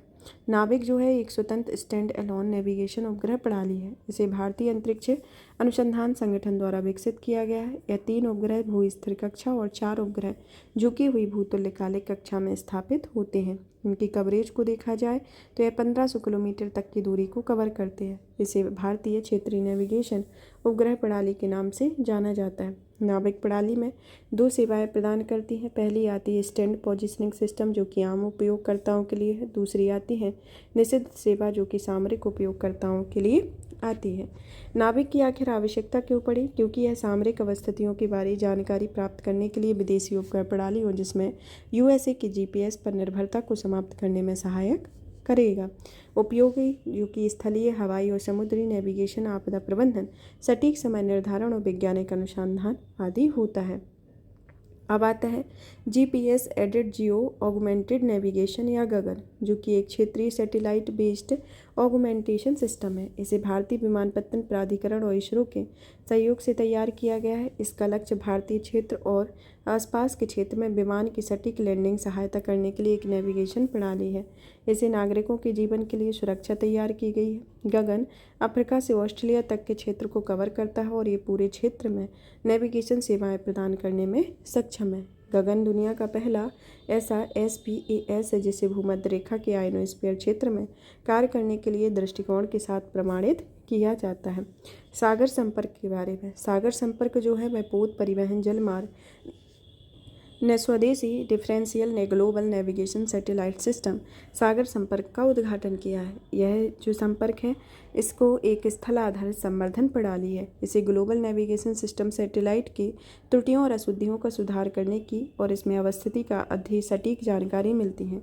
GNSS उपग्रहों में एक समूह को संदर्भित करता है और यह अंतरिक्ष में सिग्नल करता है और वैश्विक कवरेज के लिए GNSS रिसीवर को पोजिशनिंग और टाइमिंग आधारित डेटा प्रसारित करता है। ग्रेविटेशनल वेव और गुरुत्वीय तरंग के बारे में कि हाल ही में वैज्ञानिकों ने इस बात के साक्ष्य पेश किए हैं कि गुरुत्वीय तरंगें निम्न आवृत्तियों पर ब्रह्मांड में गमन करते हुए कॉस्मिक बैकग्राउंड हम का निर्माण कर रही हैं। इसके अंतर्गत आता है कि ग्रेविटेशनल वेव या गुरुत्वीय तरंगों के बारे में। यह ग्रेविटेशनल वेव ब्रह्मांड के कुछ सबसे प्रबल ऊर्जावान परिघटनाओं के कारण स्पेस टाइम में उत्पन्न होने वाली लहरें हैं। इन परिघटनाओं में 2 ब्लैक होल आपस में विलय और 2 न्यूट्रॉन तारों की आपस में टक्कर होती है। सर्वाधिक प्रबल और ऊर्जावान गुरुत्वीय तरंगों का निर्माण तब होता है जब अंतरिक्ष में पिंड अत्यधिक तीव्रता से गति करते हैं। सबसे पहले आइंस्टीन ने 1916 में सापेक्षता के सिद्धांत में इनके बारे में पूर्वानुमान लगाया था और गुरुत्वीय तरंगों को पहली बार 2015 में खोजा गया था और इन तरंगों के एक प्रयोग के दौरान उपयोग किए जा रहे लेजर इंटरफेरोमीटर ग्रेविटेशनल ऑब्जर्वेटरी डिटेक्टरों को खोजा गया था। और गुरुत्वीय तरंगों के अध्ययन निम्नलिखित की मदद करते हैं। पहला, इसमें वैज्ञानिकों को ब्रह्मांड की प्रकृति विकास के बारे में ज्ञान हासिल करने में मदद मिलती है और इसे सुपरमैसिव ब्लैक होल के विलय की प्रकृति से संबंधित प्रश्नों के उत्तर ढूंढने में इसकी मदद मिलती है। अब आता है गुरुत्वीय तरंगों में उत्पन्न होने वाली उत्तरदायी घटनाएं कि जब तारे में असमान रूप से विस्फोट होता है तो यह सुपरनोवा कहा जाता है। जब 2 बड़े तारे एक दूसरे की परिक्रमा करते हैं, जब 2 ब्लैक होल एक दूसरे की परिक्रमा करते हैं और उनका आपस में विलय होता है और जब 2 ब्लैक होल और न्यूट्रॉन तारे विलय होती है तो इसके ये उत्तरदायी घटनाएं होती हैं। अब आता है इसकी संबंधित घटनाक्रम के बारे में कि गुरुत्वाकर्षण और स्पेस टाइम के बारे में। आइंस्टीन ने अपने सापेक्षता के सामान्य सिद्धांत पर प्रकाश डाला हुआ है। इन्होंने विशेष सापेक्षता के साथ पहले से ही बता दिया था कि स्पेस और टाइम स्वतंत्र इकाई न होकर स्पेस टाइम के रूप में एक संयुक्त इकाई होनी चाहिए। आइंस्टीन ने कहा है कि यह गुरुत्वाकर्षण अत्यधिक द्रव्यमान वाले पिंड द्वारा स्पेस टाइम के ताने बाने में संकुचन और विस्तार का परिणाम है। किसी पिंड का द्रव्यमान जितना अधिक होता है वह उतना ही अधिक स्पेस टाइम में संकुचन और विस्तार करता है। इसलिए कोई तारा किसी ग्रह की तुलना में स्पेस टाइम में अधिक संकुचन और विस्तार करता है, हालांकि ब्लैक होल किसी तारे की तुलना में स्पेस टाइम में अधिक संकुचन और विस्तार करता है। इसके अंतर्गत आता है ग्रेविटेशनल लेंसिंग के बारे में, जो कि पृथ्वी से सीधी रेखा में स्थित किसी खगोलीय पिंड के पीछे उसी सीधी रेखा में स्थित स्रोत में आने वाले प्रकाश पर पड़ने वाला एक प्रभाव है और यह प्रभाव स्पेस टाइम की वक्रता के परिणाम स्वरूप उत्पन्न होता है और यह वक्रता उक्त खगोलीय पिंड के द्रव्यमान के कारण स्पेस और टाइम तीनों आयाम में एक ही इकाई में संयुक्त रूप से उत्पन्न होती है। अब आता है इसके अंतर्गत joint metre wave radio telescope के बारे में। यह टेलीस्कोप जो है वह खगोल भौतिकी की परिघटनाओं का अध्ययन करने वाला एक उपकरण है और यह निम्न रेडियो आवृत्तियों पर काम करता है। इसका परिचालन national centre of radio astrophysics Pune द्वारा किया गया है और यह Tata institute of fundamental research का एक भाग है। पल्सर के बारे में, यह पल्सर तेजी से घूर्णन करने वाले न्यूट्रॉन तारे होते हैं जो विकिरण प्रकाशपुंज उत्सर्जित करते हैं, जिन्हें पृथ्वी से प्रकाश की चमकदार रोशनी के रूप में देखा जाता है। ये अत्यधिक चुंबकीय होते हैं और बहुत तेज गति से घूर्णन करते हैं। पल्सर की पीरियड उस समय को कहा जाता है जब पल्सर उन बिंदुओं पर स्विच ऑफ प्रतीत होते हैं जब उनका प्रकाश पृथ्वी की ओर नहीं होता है। इंडिगो या इंडिया परियोजना। केंद्रीय कैबिनेट ने laser interferometer gravitational wave observatory या LIGO परियोजना की एक उन्नत गुरुत्वाकर्षण तरंग डिटेक्टर के निर्माण की मंजूरी दे दी है। इस परियोजना के बारे में, LIGO इंडिया परियोजना पूरी होने पर एक विश्वव्यापी नेटवर्क के हिस्से के रूप में भारत में अवस्थित एक उन्नत गुरुत्वाकर्षण तरंग वेधशाला होगी। LIGO इंडिया विश्व में अपनी तरह की तीसरी वेधशाला होगी। वर्तमान में LIGO संयुक्त राज्य अमेरिका के भीतर 2 अलग अलग जगहों पर स्थित प्रयोगशालाएं शामिल हैं और एक हनफोर्ड वाशिंगटन में और दूसरा लिविंगस्टन लुइसियाना में है और इसका चौथा डिटेक्टर जापान के कागरा में बनाया जाएगा। इसकी अवस्थिति को देखा जाए तो यह महाराष्ट्र के हिंगोली जिला है और इसका वित्त पोषण परमाणु ऊर्जा विभाग और विज्ञान प्रौद्योगिकी विभाग के द्वारा किया जाता है। संबंधित घटनाक्रम में आता है आइंस्टीन टेलीस्कोप। आइंस्टीन टेलीस्कोप एक साइंटिफिक कोलैबोरेशन ने डिटेक्टर के वैक्यूम सिस्टम के डिजाइन के लिए CERN European organisation for nuclear के साथ समझौता किया। आइंस्टीन टेलीस्कोप एक प्रस्तावित भूमिगत अवसंरचना है जो कि सतह से कम 200 मीटर गहराई में स्थापित है। इसमें तीसरी पीढ़ी की गुरुत्वाकर्षण तरंग वेधशाला स्थापित की गई है। लीसा के बारे में, लीसा एक अंतरिक्ष आधारित गुरुत्वाकर्षण तरंग वेधशाला है जो कि लीसा पाथफाइंडर की सफलता पर आधारित होती है। अब आता है ब्लैक होल और टाइम डायलेशन के बारे में। हाल ही में वैज्ञानिकों ने ब्लैक होल के एक वर्ग का अवलोकन किया है। यह प्रारंभिक ब्रह्मांड में टाइम डायलेशन को प्रदर्शित करता है। टाइम डायलेशन के अंतर्गत पता चला है कि ब्रह्मांड के प्रारंभिक दौर में समय वर्तमान समय की तुलना में 5 गुना कम गति से बीत रहा है। क्वाइसर जो है वह अत्यंत सक्रिय और चमकदार सक्रिय गैलेक्टिक्स न्यूक्लियस होते हैं। ब्लैक होल के अध्ययन की इम्पोर्टेंस को देखा जाए तो यह मूलभूत सिद्धांतों के परीक्षण के लिए एक प्रयोगशाला में के उपयोग रूप में है जिसे ब्रह्मांड में आकाशगंगाओं के निर्माण और विकास में जानकारी मिल सकती है। टाइम डायलेशन अलग अलग पर्यवेक्षकों के लिए समय पर के अलग अलग दर में बीतने को टाइम डायलेशन कहते हैं। यह पर्यवेक्षकों की गुरुत्वाकर्षण क्षेत्र में सापेक्ष गति पर अवस्थिति पर निर्भर करता है। आइंस्टीन के सापेक्षता सिद्धांत को देखा जाए तो यह सिद्धांत टाइम डायलेशन को बताया गया है। यह घटना अत्यधिक द्रव्यमान वाले पिंड द्वारा निर्मित प्रबल गुरुत्वाकर्षण क्षेत्र के कारण देखने को मिलती है। अब आता है आइंस्टीन का सामान्य सापेक्षता सिद्धांत और आपकी आयु। आइंस्टीन के सामान्य सापेक्षता सिद्धांत के लिए किसी द्रव्यमान वाले पिंड में आपकी दूरी के अनुसार मजबूत और कमजोर गुरुत्वाकर्षण क्षेत्र में आपकी आयु धीमी या तेज गति से बढ़ती है। यहाँ बताया गया है कि यदि आप पृथ्वी के बजाय निम्नलिखित स्थानों पर 30 वर्ष बिताएं तो आयु में क्या बदलाव होगा। बृहस्पति पर आपकी आयु 18.4 सेकंड कम हो जाएगी और चंद्रमा पर 629 मिली सेकेंड बढ़ जाएगी। तो इस आयु में ये डिफरेंसेस होता है 30 वर्ष का एक मानक के तौर पर दिखाया गया है। ब्लैक होल जो है, ब्लैक होल एक ऐसे स्थान होते हैं जहां पर गुरुत्वाकर्षण खिंचाव इतना प्रबल होता है कि प्रकाश भी इससे बाहर नहीं निकल पाता है और पदार्थ के अत्यंत कम क्षेत्र में संकुचित हो जाने के कारण यहाँ अत्यधिक प्रबल गुरुत्वाकर्षण होता है। इनका निर्माण जो है किसी बड़े तारे के जीवन चक्र के अंतिम चरण में हुए एक सुपरनोवा विस्फोट के बाद शेष बचे अवशेषों से इनका निर्माण होता है। अब आता है इसके अंतर्गत ब्लैक होल के प्रकार के बारे में। ब्लैक होल कई तरीके के होते हैं जैसे आदिम ब्लैक होल, तारकीय ब्लैक होल, मध्यवर्ती ब्लैक होल, महाविशाल ब्लैक होल वह आते हैं। आदिम ब्लैक होल जो है वह ब्रह्मांड की उत्पत्ति के तत्काल बाद निर्मित हुए हैं। तारकीय ब्लैक होल का निर्माण तब हुआ है जब कोई तारा अपने केंद्रीय गुरुत्वाकर्षण खिंचाव के कारण केंद्र की ओर संकुचित होता है। मध्यवर्ती ब्लैक होल का निर्माण तब होता है जब सूर्य के द्रव्यमान में लगभग 100 गुना लेकर सैकड़ों हजारों तक गुना होता है। महाविशाल ब्लैक होल में हमारी मिल्की वे के सहित लगभग हर बड़ी आकाशगंगा के केंद्र में एक सुपरमेसिव ब्लैक होल होता है। ब्लैक होल के मूल भाग में सार्चॉइड रेडियस होता है, जो कि यह ब्लैक होल के केंद्र में इवेंट होराइजन के मध्य की त्रिज्या है और इस क्षेत्र के भीतर पलायन वेग प्रकाश की गति के बराबर होता है। एर्गोस्फीयर, जो कि ब्लैक होल घूर्णन कर रहा है और इसके द्रव्यमान के कारण ब्लैक होल के चारों ओर स्पेस टाइम भी घूर्णन करता है।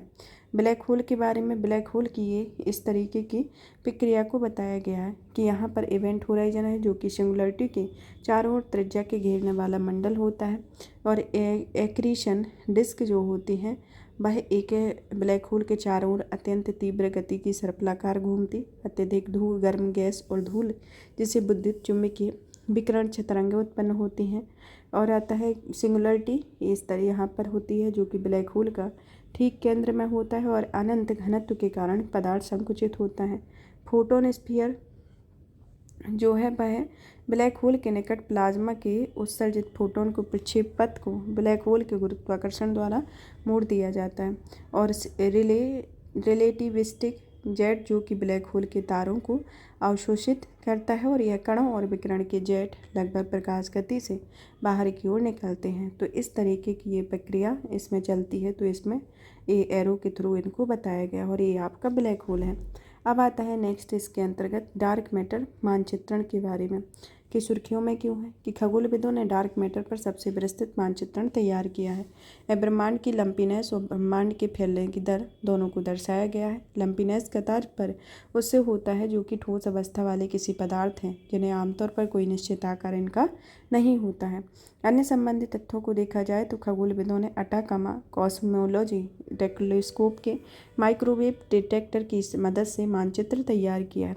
ब्रह्मांड के विस्तार के बारे में आइंस्टीन के सिद्धांत में भी भविष्यवाणियां सही हैं या नहीं, यह पता लगाने के लिए खगोलविद ने ACT द्वारा एकत्र किए गए आंकड़ों का अवलोकन किया हुआ है। खगोलविद ने ब्रह्मांड विज्ञान के मानक मॉडल की सत्यता का भी अवलोकन किया हुआ है।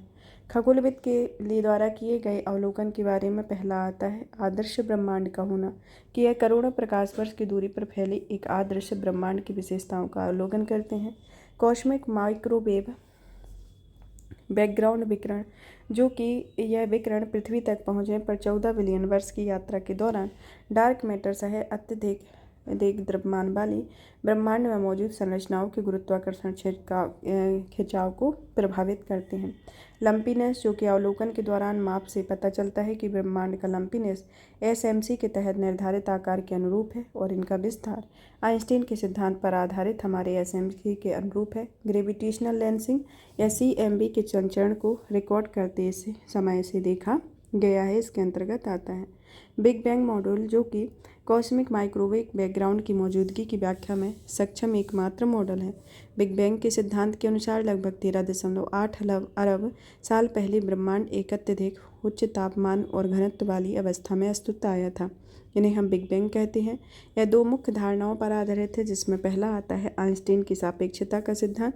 यह सिद्धांत यह बताता है कि अल्बर्ट आइंस्टीन का सामान्य सापेक्षता का सिद्धांत ब्रह्मांड में गुरुत्वाकर्षण के प्रभाव को सटीक रूप से दर्शाता है। दूसरा आता है ब्रह्मांडीय सिद्धांत, जो कि यह सिद्धांत कहता है कि किसी प्रेक्षक को ब्रह्मांड कैसा दिखाई देता है इस बात पर निर्भर नहीं करता कि वे किस दिशा में देख रहे हैं और ब्रह्मांड कहाँ स्थित है, इसके अंतर्गत आता है। अब आता है ब्रह्मांड की संरचना में, जिसमें डार्क मैटर जो है सामान्य पदार्थ के विपरीत में डार्क मैटर विद्युत चुम्बकीय बल के साथ अंतरक्रिया नहीं करता है। विजिबल मैटर पर डार्क मैटर के गुरुत्वाकर्षण के बल के प्रभाव या खिंचाव से ही शोधकर्ता डार्क मैटर की मौजूदगी का अनुमान लगाता है। डार्क एनर्जी, जो कि ब्रह्मांड का 68% हिस्सा डार्क एनर्जी और यह मुख्यतः अंतरिक्ष में निर्वात वाले क्षेत्र से संबद्ध होता है। नॉर्मल मैटर या विजिबल मैटर, जो कि ब्रह्मांड का लगभग 5% हिस्सा विजिबल मैटर होता है, यह पृथ्वी, सूर्य और अन्य तारे तथा इसमें आकाशगंगाएं शामिल होती हैं। जेम्स वेब स्पेस टेलीस्कोप के बारे में, यह जो टेलीस्कोप है इसे हाल ही में जेम्स वेब स्पेस टेलीस्कोप ने मिल्की वे आकाशगंगा के सघन केंद्रीय भाग की तस्वीरें ली हैं। इनमें कुछ नई विशेषताओं का पता चला है। तारों का निर्माण करने वाले सघन केंद्रीय क्षेत्र में सेजिटेरियस सी कहा जाता है। सेजिटेरियस सी में लगभग 300 प्रकाश वर्ष दूर है। यह प्रोटो स्टार भी मौजूद है और ये ऐसे तारे होते हैं जो अभी भी निर्माण प्रक्रिया से गुजर रहे हैं और इनका द्रव्यमान बढ़ा रहे हैं। इनके द्वारा जो जानकारी प्रदान की गई है, जिसमें आता है स्टैंडर्ड मॉडल ऑफ कॉस्मोलॉजी पर सवाल, जो कि स्टैंडर्ड मॉडल ऑफ कॉस्मोलॉजी के अनुमानों में पहले ही पूरी तरह से विकसित मौजूदा आकाशगंगाओं का पता लगाया गया और इसमें स्टैंडर्ड मॉडल ऑफ कॉस्मोलॉजी पर सवाल खड़े किए हुए हैं। इनमें तारों का निर्माण होता है जो कि बिग बैंग के कुछ मिलियन साल बाद बनी आकाशगंगाओं में तारों का निर्माण हमारी आकाशगंगा जैसी बड़ी आकाशगंगाओं से काफ़ी अलग तरीके से हुआ है। जेम्स वेब टेलीस्कोप इसे 2021 में लॉन्च किया गया था और यह नासा, यूरोपीय अंतरिक्ष एजेंसी और कनाडीय अंतरिक्ष एजेंसी की एक संयुक्त प्रोजेक्ट है जो कि हबल स्पेस टेलीस्कोप का उत्तराधिकारी माना जा रहा है। अब आते हैं हबल स्थिरांक या हबल कांस्टेंट के बारे में। यह ब्रह्मांड के विस्तार में पहली गणितीय व्याख्या 1929 में एडविन हबल ने प्रस्तुत की थी। इसे हबल स्थिरांक कहा जाता है। यह स्थिरांक की गणना निम्नलिखित द्वारा की जाती है। ऐसी सुपरनोवा के दौरान उत्पन्न चमक का परीक्षण करते हुए तुलना करके किया जाता है। सुपरनोवा अंतरिक्ष में किसी तारे में होने वाला सबसे बड़ा विस्फोट होता है। कॉस्मिक माइक्रोवेव बैकग्राउंड अर्थात बिग बैंग परिघटना में शेष बचे विकिरण में बदलाव का विश्लेषण करते हैं। गुरुत्वाकर्षण तरंगों का उपयोग भी किया जाता है। न्यूट्रिनो कण के बारे में, जो कि वैज्ञानिकों ने पहली बार मिल्की वे आकाशगंगा की सेंट्रल डिस्क से न्यूट्रिनो की उत्पत्ति का अवलोकन किया हुआ। इन इलेक्ट्रॉन के समान ही मौलिक कण होते हैं और ये छोटे और भागों में विखंडित नहीं होते हैं। इनके अध्ययन को देखा जाए तो ये सबसे ऊर्जावान खगोल भौतिकी स्रोतों जैसे कि फटते तारे, गामा किरण, विस्फोटक आदि के बारे में जानकारी प्रदान करते हैं। इससे उन पिंडों और परिघटनाओं को समझने में मदद मिलती है जहाँ पर न्यूट्रिनो उत्पन्न होते हैं।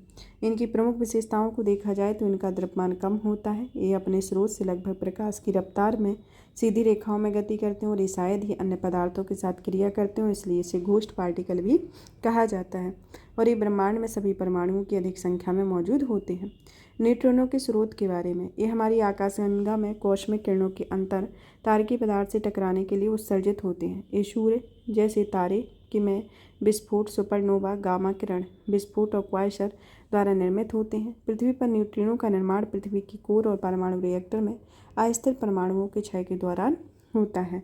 वायुमंडलीय न्यूट्रिनो, जो कि आमतौर पर पृथ्वी की सतह में लगभग 15 किलोमीटर की ऊंचाई पर उत्पन्न होते हैं। इनका निर्माण तब होता है जब कॉस्मिक किरणें पृथ्वी के वायुमंडल में टकराती हैं और यह ऊर्जावान कणों में प्रोटॉन और भारी नाभिक वाले कण होते हैं। यह पृथ्वी के वायुमंडल में टकराने पर नाइट्रोजन अणुओं के साथ क्रिया करके पियोन और म्यूऑन मुक्त करते हैं, जो आगे चलकर इनका क्षय होता है, जिससे न्यूट्रिनो उत्पन्न होते हैं।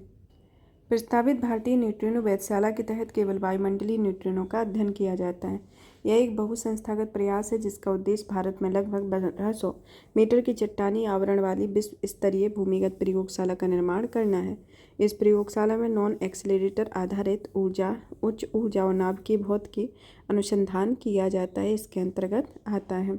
अब आता है Jupiter IC moons explorer mission के बारे में। यूरोपीय स्पेस एजेंसी ने जूस को यूरोप के स्पेस पोर्ट फ्रेंच गुआना में एरियन 5 रॉकेट के लिए लॉन्च किया है। यह बृहस्पति और उनके चंद्रमाओं तक यात्रा करेगा। जूस मिशन के बारे में, यह जो मिशन है इसका उद्देश्य बृहस्पति और महासागरों की उत्पत्ति वाले 3 बड़े चंद्रमाओं का विस्तृत अवलोकन करना है, जिनमें गैनीमेड, कैलिस्टो और यूरोपा आता है। यह इन चंद्रमाओं के मौसम, चुंबकीय क्षेत्र, गुरुत्वाकर्षण, खिंचाव और अन्य तत्वों का निरीक्षण एवं विश्लेषण भी करता है।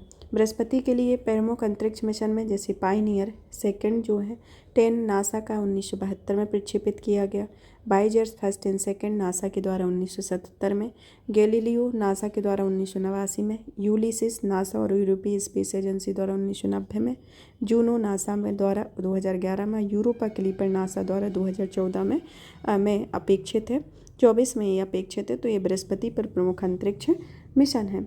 अब आता है कि बृहस्पति के बारे में। बृहस्पति जो है वह सूर्य का 5वां सबसे निकटतम ग्रह है, जो कि सौरमंडल का सबसे बड़ा ग्रह है।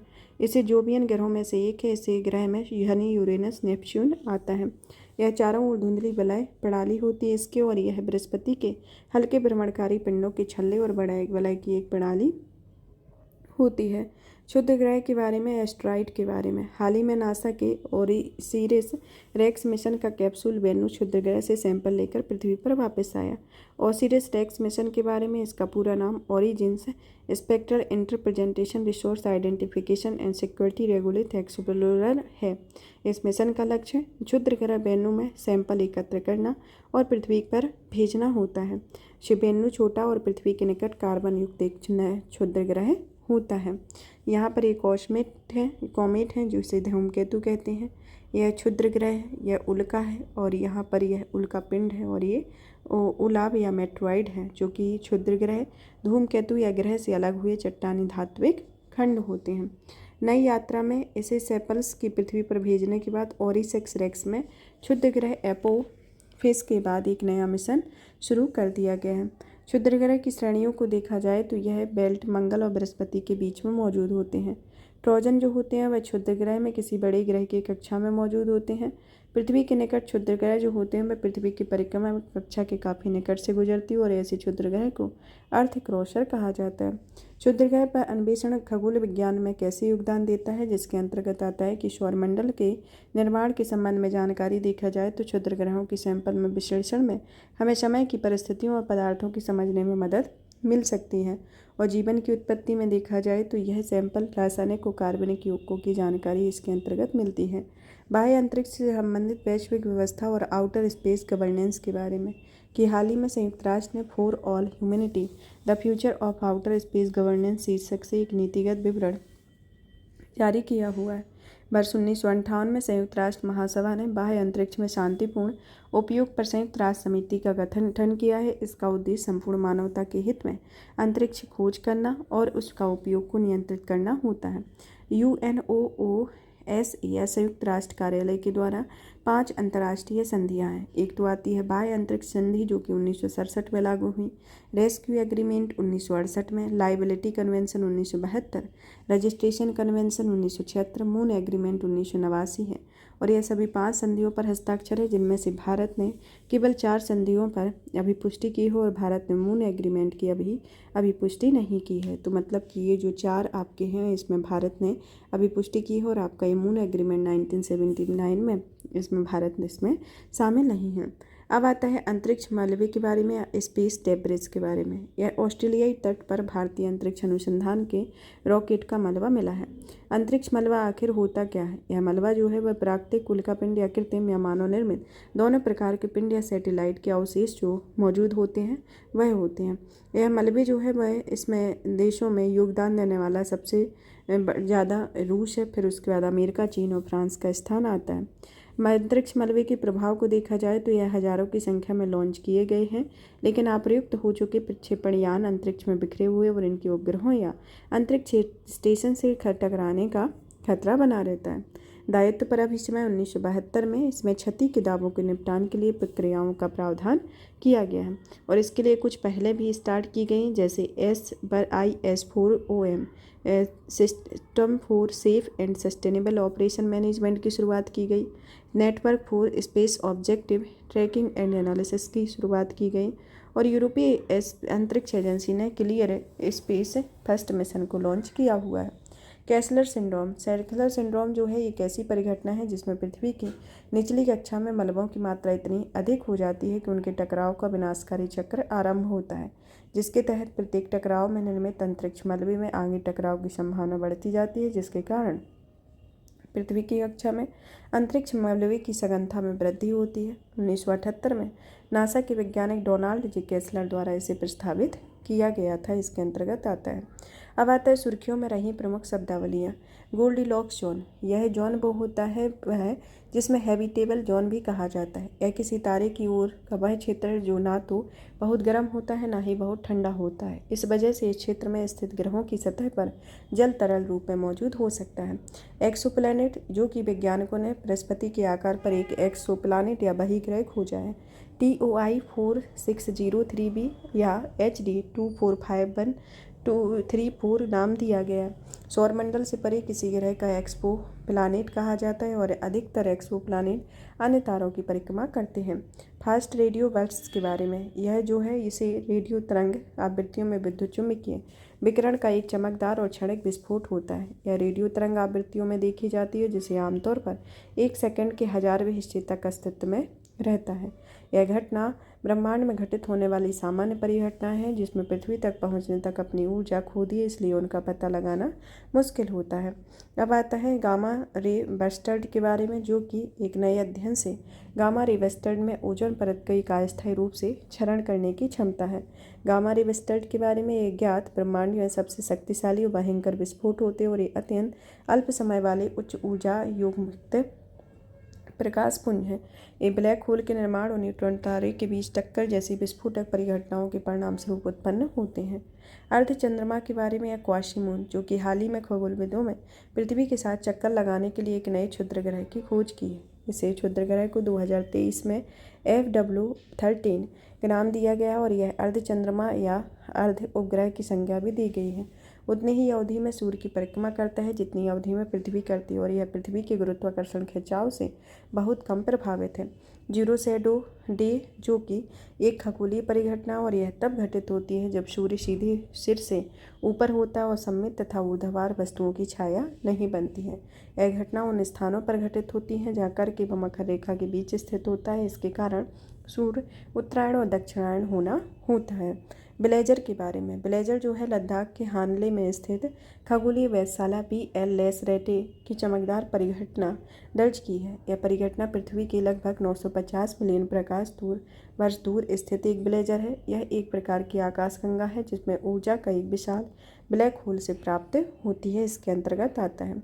अन्य महत्वपूर्ण सुर्खियां हैं जिसमें इलेक्ट्रोमैग्नेटिक आयन साइक्लोट्रॉन तरंगें। ये तरंगें जो है वह हाल ही में वैज्ञानिकों ने भारतीय आर्कटिक स्टेशन मैत्री में इन तरंगों की पहचान की है।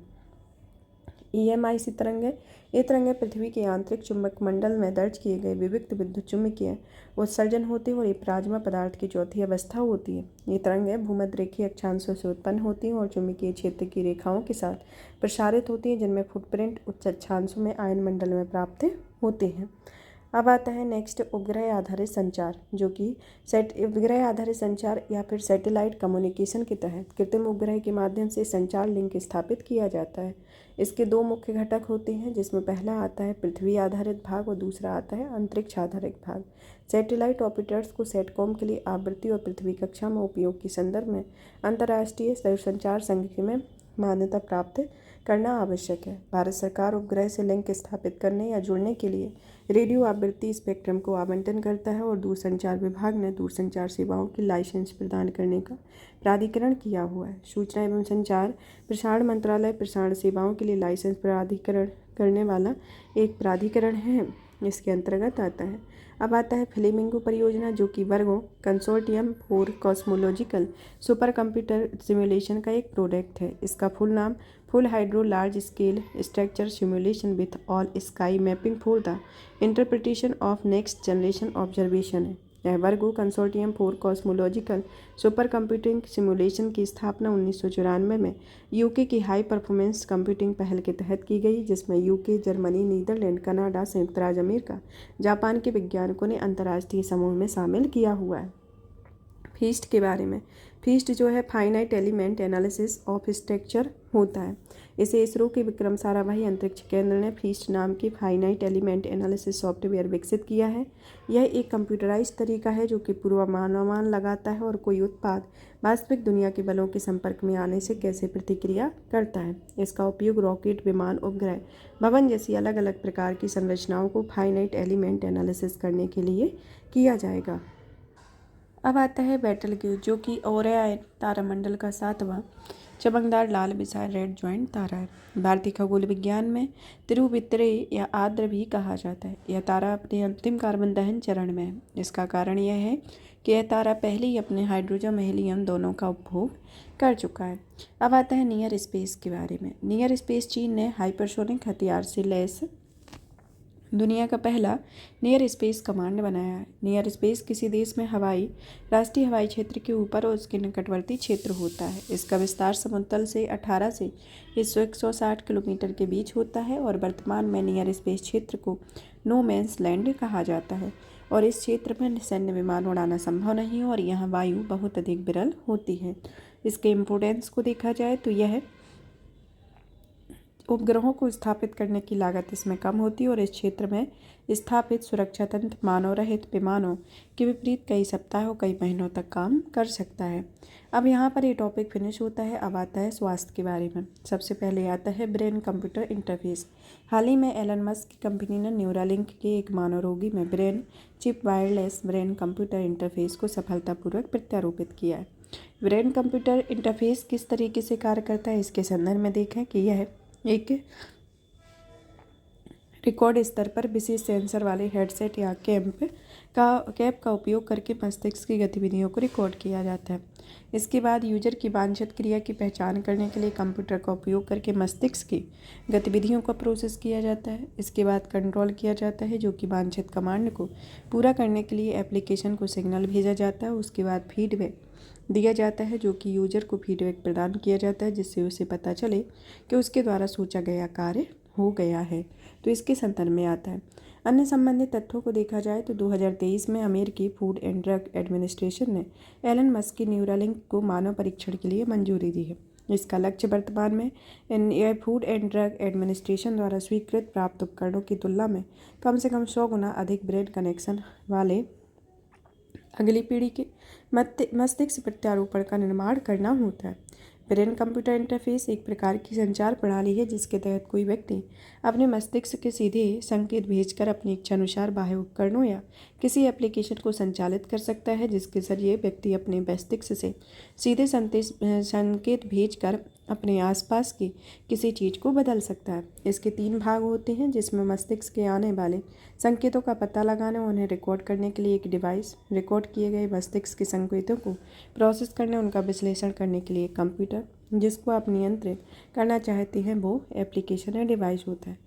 फीडबैक देना BCI का एक महत्वपूर्ण कार्य है और यह प्रणाली किसी उपयोगकर्ता को यह बताती है कि कंप्यूटर किस निर्णय या इच्छित कार्यवाही व्याख्या करने में सक्षम हो, इसके अंतर्गत आता है।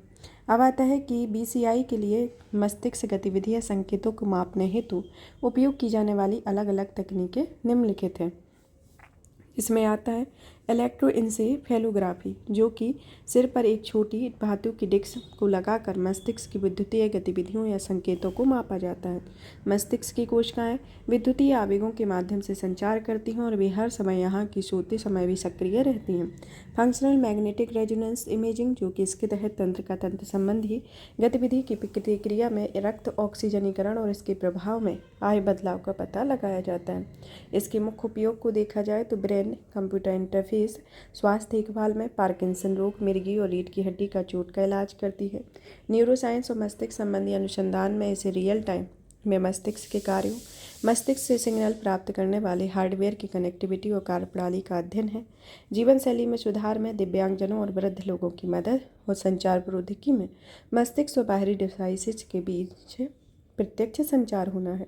न्यूरॉन्स के बारे में कहा जाए तो मस्तिष्क की लाखों कोशिकाओं से बना होता है, जिन्हें न्यूरॉन्स कहते हैं। इन न्यूरॉन्स को तंत्रिका कोशिकाएं भी कहा जाता है। ये शरीर में सूचनाओं या संकेतों का संदेश का प्रवाह होते हैं। न्यूरॉन्स मस्तिष्क के अलग अलग भागों के साथ साथ मस्तिष्क, रीढ़ की हड्डी और पूरे शरीर में सूचना भेजने के लिए विद्युतीय और रासायनिक संकेतों का उपयोग करते हैं, जो कि तंत्रिका के माध्यम से विद्युत और रासायनिक संकेतों को अन्य कोशिकाओं तक भेजते हैं। इसके अंतर्गत आता है न्यूरॉन्स जो होते हैं 3 तरीके के आते हैं। पहला आता है सेंसरी न्यूरॉन्स, जो कि ज्ञानेंद्रियों से सूचना को मस्तिष्क तक ले जाते हैं। दूसरे आते हैं मोटर न्यूरॉन्स, जो कि शारीरिक मांसपेशियों की स्वैच्छिक गतिविधियों को नियंत्रित करते हैं।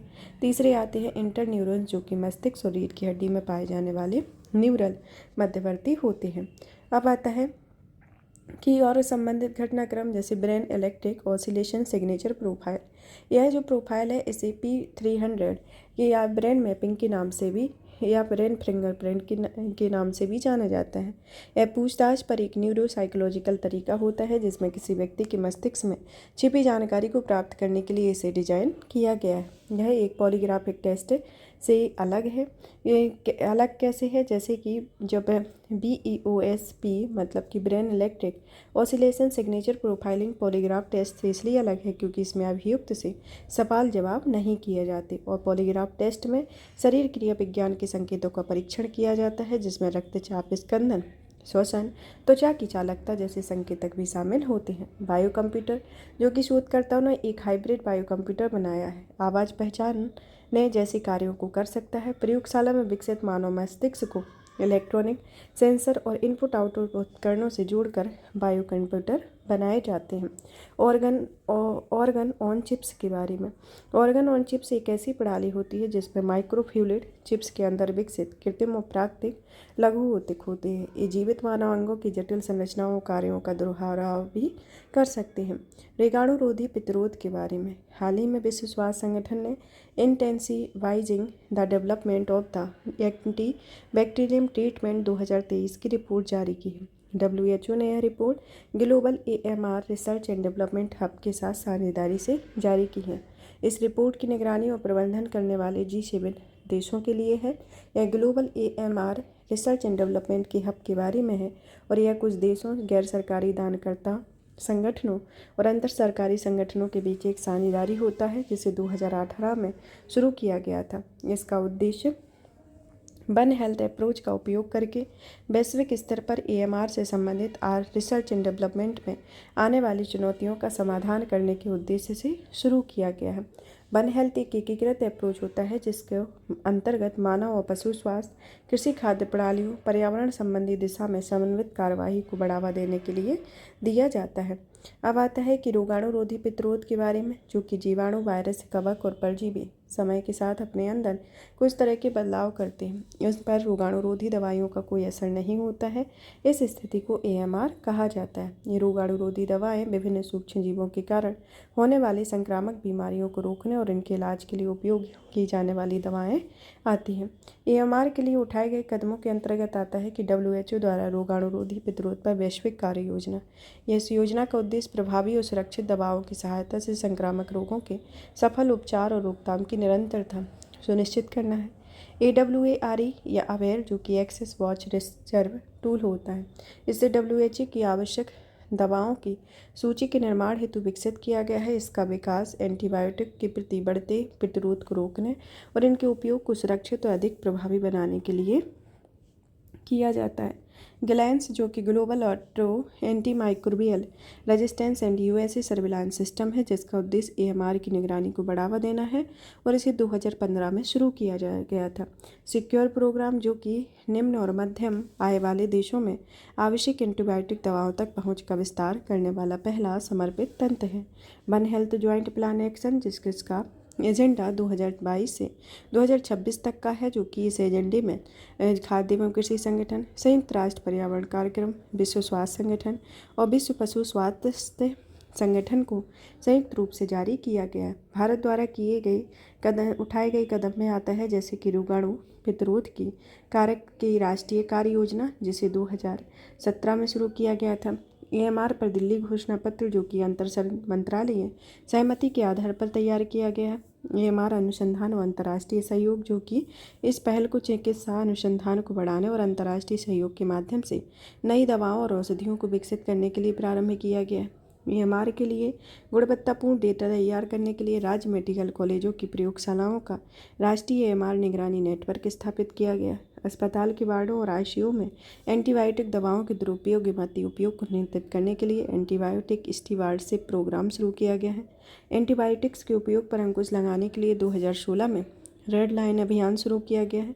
एंटीबायोटिक दवाओं के अंधाधुंध उपयोग को रोकने के लिए औषधि एवं प्रसाधन सामग्री अधिनियम की अनुसूची H1 में नए प्रावधान किए गए हैं।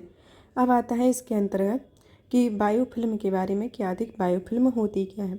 बायोफिल्म सूक्ष्म जीवों जैसे बैक्टीरिया एक प्रतिरोधी पतली परत होती है जो अलग अलग सतहों जैसे कि कैथेटर या पानी की पाइप पर बनती है और उन्हें कवर कर लेती है। बायोफिल्म एंटीबायोटिक प्रतिरोध गुण होते हैं जो कि वास्तव में लगभग किसी भी सतह पर बना सकते हैं। इन सतहों में धातु, प्लास्टिक, प्राकृतिक सामग्री, मेडिकल प्रत्यारोपण, रसोई काउंटर, भोजन और खाद्य प्रसंस्करण सतह, कॉन्टैक्ट लेंस और मानव एवं पशु ऊतक आदि इसमें शामिल होते हैं।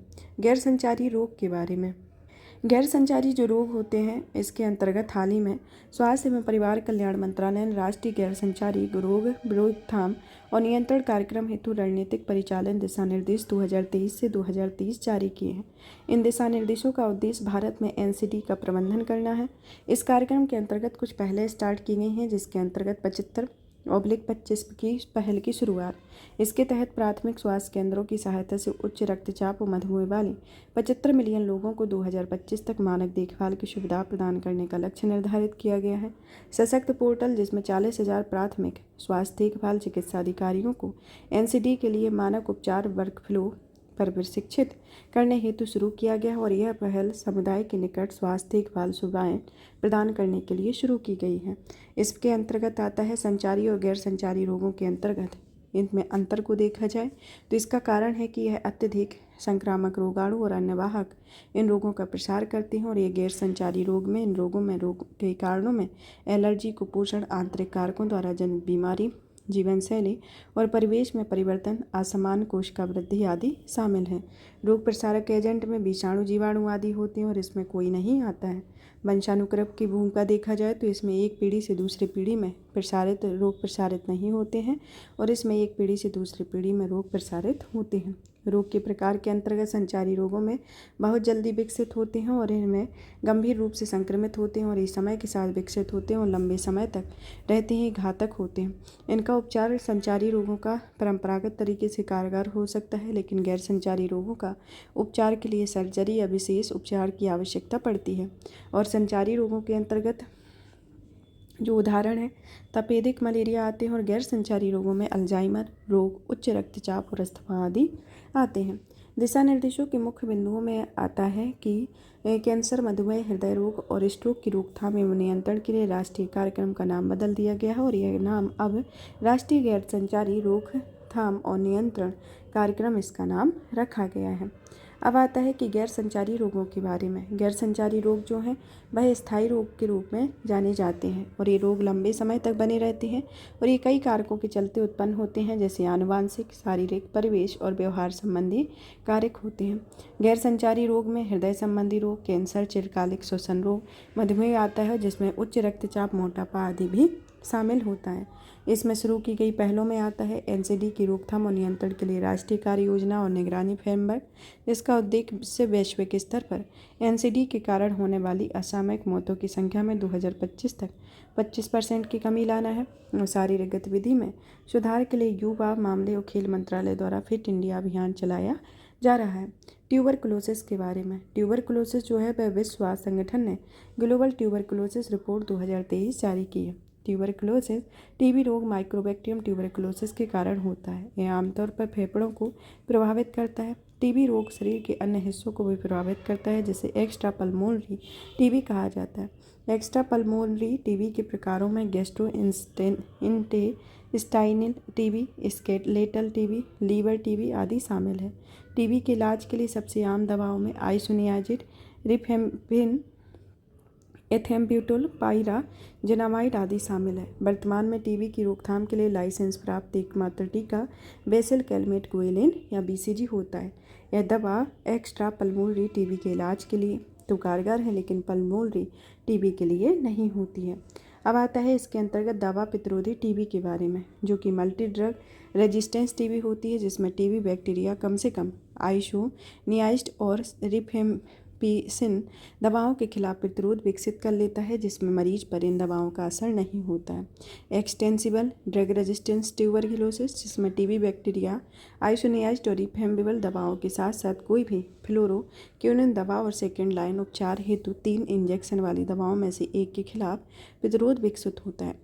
टोटली ड्रग रेजिस्टेंस ट्यूबरकुलोसिस, जिसमें टीबी बैक्टीरिया पहले और दूसरे चरण में दी जाने वाली सभी टीबी दवाओं के खिलाफ प्रतिरोध विकसित कर लेता है, अर्थात टीडीआर। टीबी वाले मरीज पर फर्स्ट एंड सेकेंड लाइन की कोई दवा काम नहीं करती है। अब आता है भारत में टीबी रोकथाम के लिए उठाए गए कदमों के बारे में। पहला तो आता है कि टीबी उन्मूलन हेतु राष्ट्रीय रणनीतिक योजना 2017 से 2025 शुरू की गई है। इसका उद्देश्य 2025 तक देश में टीबी का उन्मूलन करना है। टीबी मुक्त पंचायत अभियान भी शुरू किया गया है। निश्चय पोषण योजना शुरू की गई है। इसका उद्देश्य टीबी के मरीजों में इलाज की पूरी अवधि तक पोषण सहायता प्रदान करना। प्रधानमंत्री टीबी मुक्त भारत अभियान 2022, जिसमें निश्चय पोर्टल पहल के रूप में से जाना जाता है, इसका लक्ष्य टीबी को 2025 तक खत्म करना है। नियमित उपचार करा रहे टीबी के सभी रोगियों के लिए अतिरिक्त सहायता प्रदान करेगा। इसके अंतर्गत आता है find treat all end TB, जो कि WHO स्टॉप टीबी पार्टनरशिप और ग्लोबल फंड की एक संयुक्त पहल है। मास्को घोषणा पत्र 2017, जिसमें WHO द्वारा 2030 तक टीबी को समाप्त करने के लिए तत्काल कार्यवाही के लिए अपनाया गया है। और इसमें BPAL, जो कि 6 महीने की पूरी तरह से मुख से ग्रहण करने योग्य 3 दवाओं की एक खुराक होती है, जिसमें आपकी प्रोटीमेनेट के साथ साथ आपकी बेटा क्विनिन और लाइन जो लीड दवा इसके अंतर्गत शामिल होती है। अब आती है सिकल सेल डिजीज के बारे में। यह जो सेल है, यह डिजीज जो है वह आनुवांशिक और जन्मजात बीमारी होती है। इस बीमारी को माता पिता से तब मिलती है जब बच्चे माता और पिता दोनों में एक जीन तक पहुंचता है। इसमें असामान्य हीमोग्लोबिन बनता है और यह माता पिता दोनों सिकल सेल रोग से पीड़ित हैं, तो ऐसी स्थिति में 4 में से 1 बच्चा सिकल सेल एनीमिया के साथ जन्म ले सकता है और इनमें 4 में से 1 बच्चा सिकल सेल रोग से पूरी तरह मुक्त हो। हाल ही में संयुक्त राज्य अमेरिका के द्वारा खाद्य और औषधि प्रशासन ने सिकल सेल डिजीज के मरीजों के इलाज के लिए क्रिस्पर आधारित पहली जीन थेरेपी को मंजूरी दी है। कैसगेवी और लिपजेनिया सिकल सेल डिजीज के इलाज के लिए कोशिका आधारित पहली जीन थेरेपी है, जिसे 12 वर्ष के और उससे अधिक की उम्र के सिकल सेल डिजीज रोगियों के इलाज के लिए मंजूरी दी गई है। भारत ने भी सिकल सेल डिजीज से निपटने के लिए सिकल सेल एनीमिया उन्मूलन के लिए राष्ट्रीय मिशन की शुरुआत की हुई है। सिकल सेल डिजीज के बारे में, यह एक हीमोग्लोबिन से जुड़े आनुवांशिक विकारों का एक समूह है।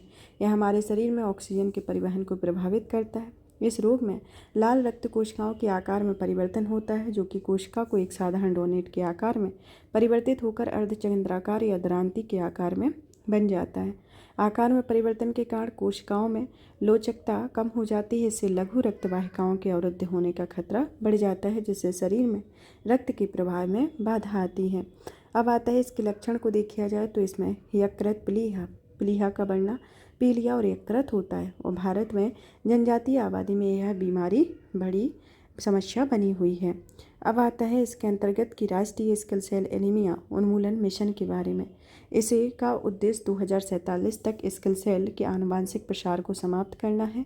इसके अंतर्गत 3 स्तंभों वाली रणनीति बनाई गई है, जिसमें स्वास्थ्य के बारे में जागरूकता, रोकथाम, समग्र प्रबंधन और देखभाल की निरंतरता को दर्शाया गया है, जिसमें 0 से 18 वर्ष की आयु तक की आबादी को कवर किया गया है और बाद के 40 वर्ष तक की पूरी आबादी इसमें शामिल है। सिकल सेल एनीमिया के लिए शुरू की गई अन्य पहलों के बारे में, जिसमें आती है हीमोग्लोबिनोपैथी पर राष्ट्रीय स्वास्थ्य मिशन के दिशा निर्देशों पर सामुदायिक स्तर पर सेवाओं की स्थापना का प्रावधान करता है। इसमें हीमोग्लोबिनोपैथी में हीमोग्लोबिन की सभी आनुवांशिक बीमारियों को शामिल किया गया है। हीमोग्लोबिन के बारे में, हीमोग्लोबिन जो है वह कॉन्ड्रोसाइट्स भी हीमोग्लोबिन बनाती है और हीमोग्लोबिन बॉडी जो झिल्ली विहीन द्रव या कंडेंसेट या हेडी का निर्माण करती है और अभी तक यही समझा जाता रहा है कि हीमोग्लोबिन का उपयोग केवल लाल रक्त कोशिकाएं भी करती हैं। हीमोग्लोबिन एक आयरन युक्त प्रोटीन होता है और यह जीवों के रक्त में पाया जाता है और बर्फीले क्षेत्रों को, मछलियों को छोड़कर सभी कशेरुकी जीव हीमोग्लोबिन के माध्यम से ऑक्सीजन का परिवहन करते हैं। अब आता है कि कॉन्डोसाइट्स क्या होते हैं। कॉन्डोसाइट्स जो हैं वह उपास्थि या कार्टिलेज निर्माण के लिए जिम्मेदार कोशिकाएं होती हैं। ये कोशिकाएं वास्तव में मानव शरीर की अस्थियों के मध्य संयोजी ऊतक होती हैं, जो कि एक तरल द्रव का स्रावन करती हैं और ये उपास्थि को मजबूत एवं लचीला बनाती हैं। इसके अंतर्गत आता है। अब आता है दुर्लभ रोग के बारे में। स्वास्थ्य और परिवार कल्याण मंत्रालय ने पहली बार 4 दुर्लभ रोगों के इलाज के लिए जेनेरिक दवाएं जारी की हैं। 4 दुर्लभ दवाओं में आती हैं टायरोसिनेमेरिया टाइप 1, गोचर रोग, विल्सन रोग, ट्रेवेनेट या लेनॉक्स गैस्टॉट सिंड्रोम या दौरा आना इसके अंतर्गत आता है। दुर्लभ रोगों के बारे में देखा जाए तो WHO ने दुर्लभ रोग वे होते हैं कि जहाँ पर 1000 की जनसंख्या में 1 या उससे कम मामले हों। ये आजीवन बने रहने वाले रोग या विकार होते हैं जो कि शरीर को अति दुर्बल कर देते हैं और ये लगभग 80% रोग आनुवांशिक प्रकृति के होते हैं। वर्तमान में दुनिया भर में 5% आबादी इससे प्रभावित है। दुर्लभ रोगों के लिए मुख्य पहलें जिसमें आती है दुर्लभ रोगों के लिए राष्ट्रीय नीति 2021 बनाई गई है, जिसमें वित्तीय सहायता में राष्ट्रीय आरोग्य निधि की अम्ब्रेला योजना के तहत है। इसे 3 समूह में वर्गीकृत किया गया है। पहला समूह एक बार में इलाज के ठीक हो जाने की बीमारियां हैं। दूसरा ऐसी बीमारियां जिनके लंबे समय या आजीवन उपचार की आवश्यकता होती है और उपचार की लागत अपेक्षाकृत कम होती है। समूह 3 में ऐसे उपचार पर बहुत अधिक व्यय वाली और आजीवन रहने वाली बीमारियां शामिल होती हैं। अब आता है फिक्स डोज कॉम्बिनेशन दवाएं। यह दवाएं जो हैं इसे केंद्रीय औषधि मानक नियंत्रण संगठन ने उन 5 फिक्स डोज कॉम्बिनेशन की बिक्री की सशर्त मंजूरी दे दी है जिन्हें पहले प्रतिबंध लगाया गया था। इन दवाओं के बारे में ये दवाएं जो होती हैं अधिक सक्रिय सामग्रियां होती हैं जिनका उपयोग रोग के निश्चित लक्षण के इलाज के लिए किया जाता है और यह किसी दवा उत्पाद में टैबलेट, कैप्सूल, क्रीम, इंजेक्शन, इंजेक्टिबल के जैविक रूप में सक्रिय घटक को सक्रिय औषध सामग्रियां कहती हैं और यह रोग के इलाज के लिए शरीर के आवश्यक प्रभाव उत्पन्न करती हैं। अब आता है कि HIV ड्रग के फिक्स डोज कॉम्बिनेशन के उदाहरण के बारे में कि इसमें एफाविरेज प्लस एमट्रिसिटावाइन प्लस टेनोफोवीर को मिला के एट्रिप्ला बनाया जाता है जो कि 600 मिलीग्राम, 200 mg और 300 mg के संदर्भ में होता है। FDC के लिए विनिमय के लिए भारत द्वारा कुछ प्रावधान किए गए हैं कि जिसमें ड्रग्स एंड कॉस्मेटिक एक्ट 2008 के तहत नकली और मिलावटी दवाओं की विनिर्माताओं के लिए कठोर दंड का प्रावधान किया गया है। CDSCO के तहत केंद्रीय औषधि परीक्षण प्रयोगशाला की परीक्षण क्षमताओं को लगातार मजबूत किया जा रहा है और 2017 में ड्रग्स एंड कॉस्मेटिक नियम 1945 को संशोधन किया गया है, इसके अंतर्गत आता है। और यदि कोई कॉम्बिनेशन पहली बार बनाया जाता है तो नई दवा को परिभाषा के तहत शामिल किया जाता है, इसके अंतर्गत आता है। अब आता है कि राष्ट्रीय औषधि मूल्य निर्धारण प्राधिकरण ने 23 दवाओं की खुदरा कीमतें तय की हैं जिनमें मधुमेह और उच्च रक्तचाप के इलाज की दवाएं भी शामिल हैं। औषधि आदेश 2013 के तहत 15 अधिसूचित दवाओं की अधिकतम कीमतों को संशोधित किया हुआ है। जेनेरिक ड्रग्स या दवाओं के बारे में हाल ही में स्वास्थ्य और परिवार कल्याण मंत्रालय ने सभी डॉक्टर्स को केवल जेनेरिक दवाएं लिखने के लिए अलर्ट जारी किया है। जेनेरिक दवाएं वस्तुतः ब्रांडेड दवाओं के समान होती हैं और यही जेनेरिक दवा ब्रांडेड दवा के समान ही कार्य करती है और उसी के समान चिकित्सीय लाभ भी प्रदान करती हैं। ये दवाएं खुराक, सुरक्षा, प्रभाव, प्रयोग के तरीके, गुणवत्ता, प्रदर्शन, विशेषताओं और इच्छित उपयोग के मामले में बॉन्डेड दवाओं के समान होती हैं। किसी बॉन्डेड दवा का पेटेंट समाप्त होने के बाद इनका जेनेरिक दवा बनाया जा सकता है। हालांकि भारतीय पेटेंट अधिनियम 1970 के तहत अनिवार्य लाइसेंस का प्रावधान किया गया और इस प्रावधान के अंतर्गत किसी भी तात्कालिकता के दौरान सहमति के बिना दवा का निर्माण किया जा सकता है, इसके अंतर्गत आता है। अब आता है बॉन्डेड दवाओं और जेनेरिक दवाओं के बीच अंतर। ब्रांडेड दवाएं जो होती हैं उनका पेटेंट संरक्षित होता है। जेनेरिक दवाएं जो होती हैं वह पेटेंट से बाहर होती हैं। इनकी कीमत महंगी होती है और एक ब्रांडेड कीमतों से सस्ती होती हैं। इनकी उपस्थिति में उत्पाद के विकास के दौरान डिजाइन के माध्यम से विशेष रूप से दिया जाता है और ये ब्रांडेड दवाओं की तुलना में अलग रूप रखना अनिवार्य होता है। यह नवोन्वेषक कंपनी द्वारा विनिर्मित और विकसित होती है और ये कई फार्मास्यूटिकल उद्योग निर्माण करते हैं। एक रोशिन इसका उदाहरण है और यह पैरासीटामोल आता है। अब आता है इसके अंतर्गत नेक्स्ट कि भारत में जेनेरिक दवाओं का विनिमय किस तरीके से होता है। इसके लिए भारतीय चिकित्सा परिषद विनिमय 2002 लाया गया। नेशनल मेडिकल एक्ट 2019, औषधि और प्रसाधन सामग्री नियम 1945 में संशोधन किए गए व भारतीय औषधि तकनीकी सलाहकार बोर्ड का गठन किया गया। तो अब आता है कि जेनेरिक दवाओं के लिए कौन कौन सी पहले शुरू की गई। जैसे रसायन और उर्वरक मंत्रालय ने 2008 में प्रारंभ की गई प्रधानमंत्री भारतीय जनऔषधि परियोजना शुरू की। स्वास्थ्य एवं परिवार कल्याण मंत्रालय द्वारा शुरू किया गया राष्ट्रीय स्वास्थ्य मिशन और रसायन और उर्वरक मंत्रालय द्वारा प्रारंभ की गई उत्पादन से संबंधित प्रोत्साहन योजना है। अब आता है बायोसिमिलर के बारे में। बायोसिमिलर एक फार्मा कंपनी को बायोसिमिलर ट्रेस्टुजुमेब के विपणन के लिए CDSCO से अनुदान प्राप्त हुआ है। यह एक ऐसी दवा है जो संरचना और प्रभाव की एक जैविक दवा जैसी होती है, जो जैविक दवा में किसी जीवित सूक्ष्मजीव का उपयोग किया जाता है जैसे ईस्ट, और यह प्रक्रिया अत्यधिक विशेषीकृत होती है। रोगों का अंतर्राष्ट्रीय वर्गीकरण के बारे में कि WHO ने इंटरनेशनल क्लासिफिकेशन ऑफ डिजीज 11 में अब मॉड्यूल 2 शामिल किया है। यह मॉड्यूल 2 को ICD-11 के पारंपरिक चिकित्सा पद्धति वाले चैप्टर में शामिल किया गया और मॉडल 2 में आयुर्वेदिक, सिद्ध, यूनानी चिकित्सा पद्धतियों से संबंधित डेटा और शब्दावलियों का सूचीबद्ध किया गया है। इनमें 500 से अधिक कोड होते हैं और इनमें संक्रामक बीमारियों जैसे मलेरिया के साथ साथ जीवन शैली से संबंधित बीमारियां जैसे अनिद्रा भी शामिल होती है। रोगों के अंतर्राष्ट्रीय वर्गीकरण के बारे में देखा जाए तो यह मानव रोगों और मृत्यु संबंधी डेटा की व्यवस्थित रिकॉर्डिंग, रिपोर्टिंग, विश्लेषण, व्याख्या, तुलना के लिए एक अंतर्राष्ट्रीय मानक है जिसमें IST मॉड्यूल फर्स्ट को भी शामिल किया गया है। इस मॉड्यूल में प्राचीन चीन में विकसित पारंपरिक चिकित्सा पद्धतियों की सूची दी गई है जिनका जापान, कोरिया जैसे देशों को आमतौर पर उपयोग किया जाता है। इसके महत्व को देखा जाए तो इसने निदान श्रेणियों की एक सूची दी गई है जिसके अंतर्गत अंतर्राष्ट्रीय स्तर पर उपलब्ध और तुलना योग्य पारंपरिक चिकित्सा पद्धतियों को संग्रह किया गया है और इसकी रिपोर्ट की जाती है।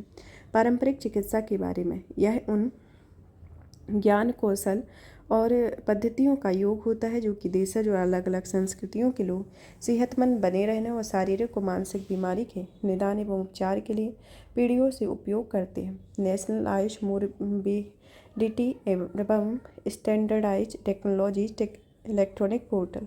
यह पोर्टल आयुर्वेदिक, सिद्ध और यूनानी चिकित्सा प्रणालियों के लिए एक मानकीकृत शब्दावलियाँ एवं विभिन्न बीमारियों को कोड प्रदान करती हैं।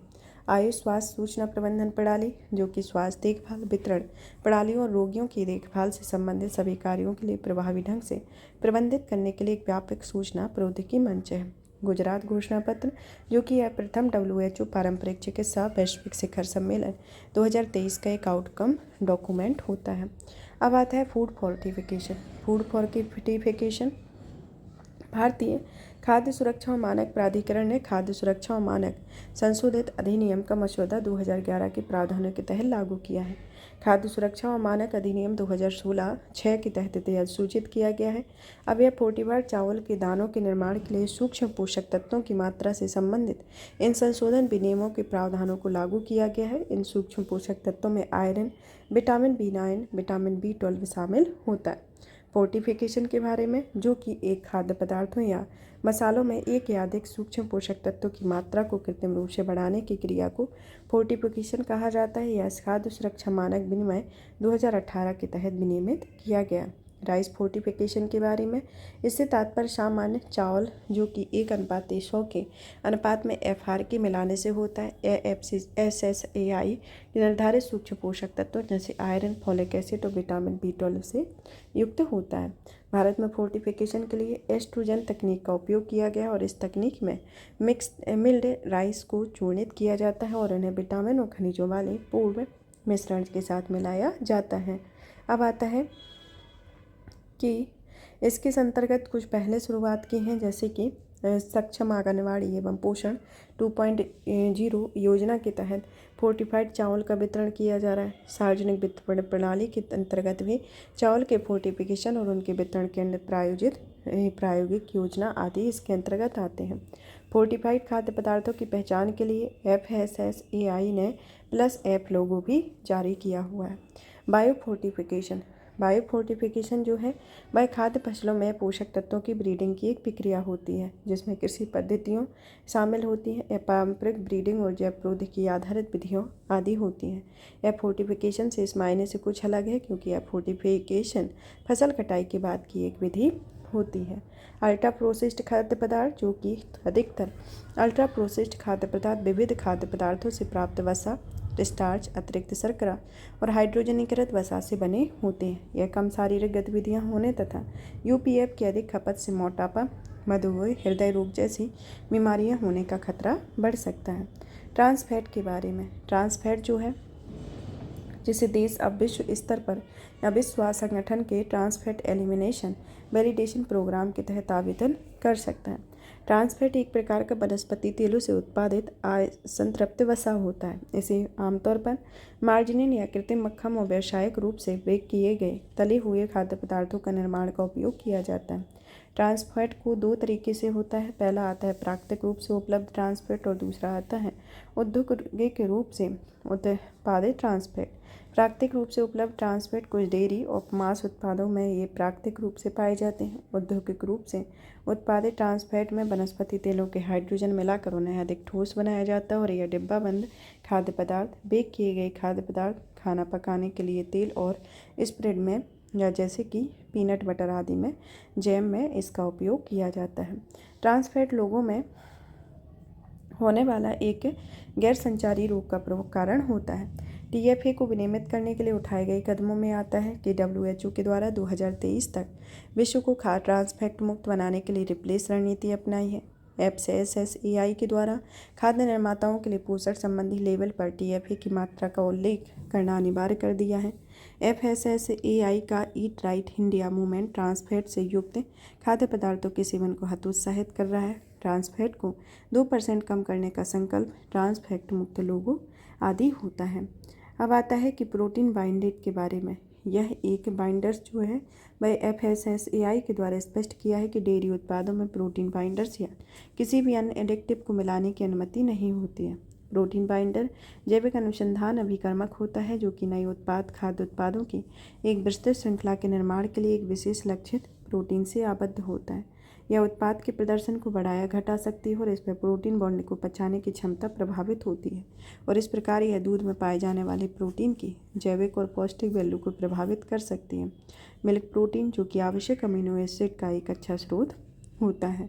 संतृप्त वसा जो कि मुख्य रूप से पशुओं से प्राप्त होने वाले खाद्य पदार्थों में पाए जाते हैं और ये अधिकांश तले हुए खाद्य पदार्थों और कुछ प्री पैकेज्ड खाद्य पदार्थों में भी हो सकते हैं। ये स्वास्थ्यप्रद नहीं होते क्योंकि ये शरीर में LDC के स्तर को बढ़ाने और हृदय रोग के खतरे को भी बढ़ाते हैं।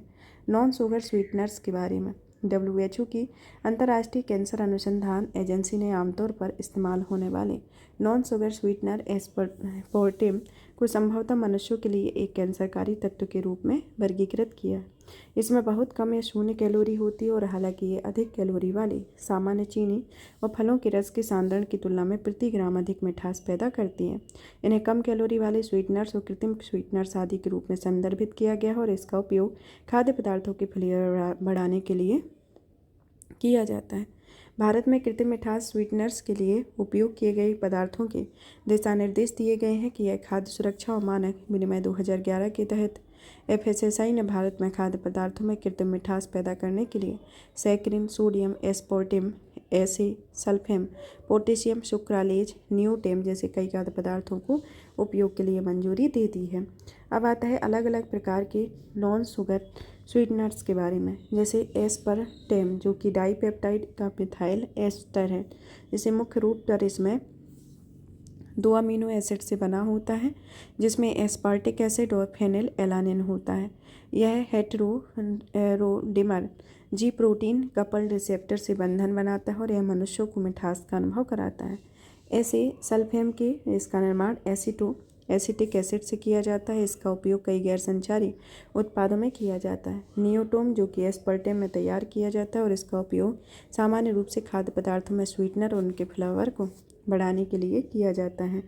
अब सुक्रोज जो कि यह 0 कैलोरी वाला एक कृत्रिम स्वीटनर है। सैकरीन लगभग 300 गुना मोटा होता है। सॉर्बिटोल जो कि एक पॉलीहाइड्रिल अल्कोहल होता है। इसका उपयोग कई ओरल मेडिसिन लिक्विड में मिठास लाने के लिए किया जाता है।